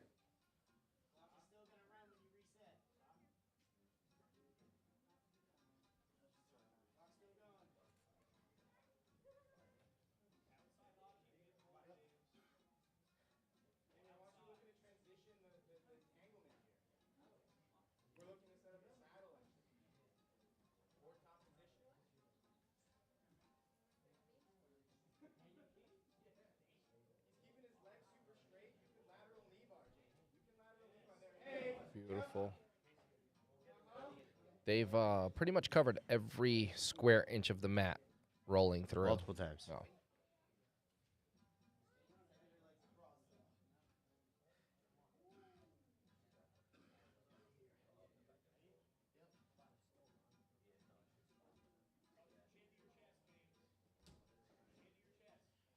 If you're new to jiu-jitsu and this is confusing, yes.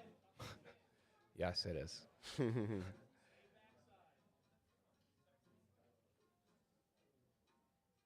Well, a beautiful technical battle.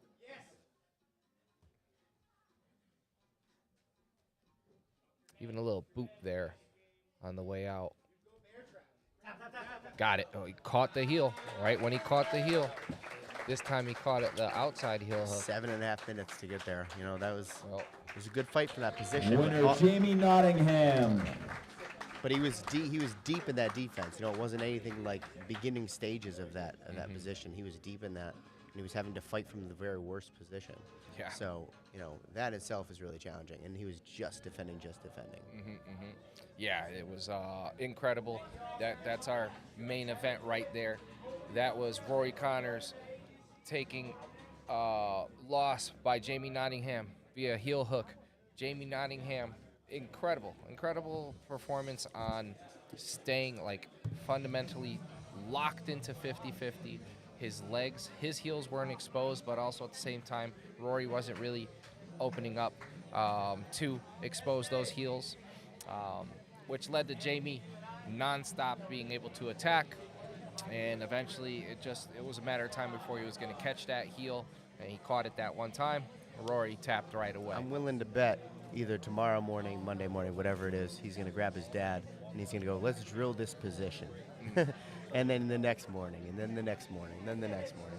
So he's going to, the next time he finds himself in a situation like that, guarantee that Rory is going to either be able to escape in a much quicker fashion or turn the tides, So, but that's jiu-jitsu, Sometimes with a hammer, sometimes with a nail. Yeah, and big win by Jamie Nottingham. He's another one. He was a semi-finalist at our IGC 6 Apex 185-pound tournament, coming in as the smallest person in that tournament and making it to the semifinals. But that's it from IGC 7 Sakura. It is 7:45 p.m. You guys have a wonderful Saturday night. Thank you for watching. Thank you to our partner Grappling TV for the stream on their YouTube page today. We got some things in the works for our actual stream, so be patient with that, and we'll be excited to announce what's next for Combat Media TV. Thank you very much, guys. We're out. Combat Media Television.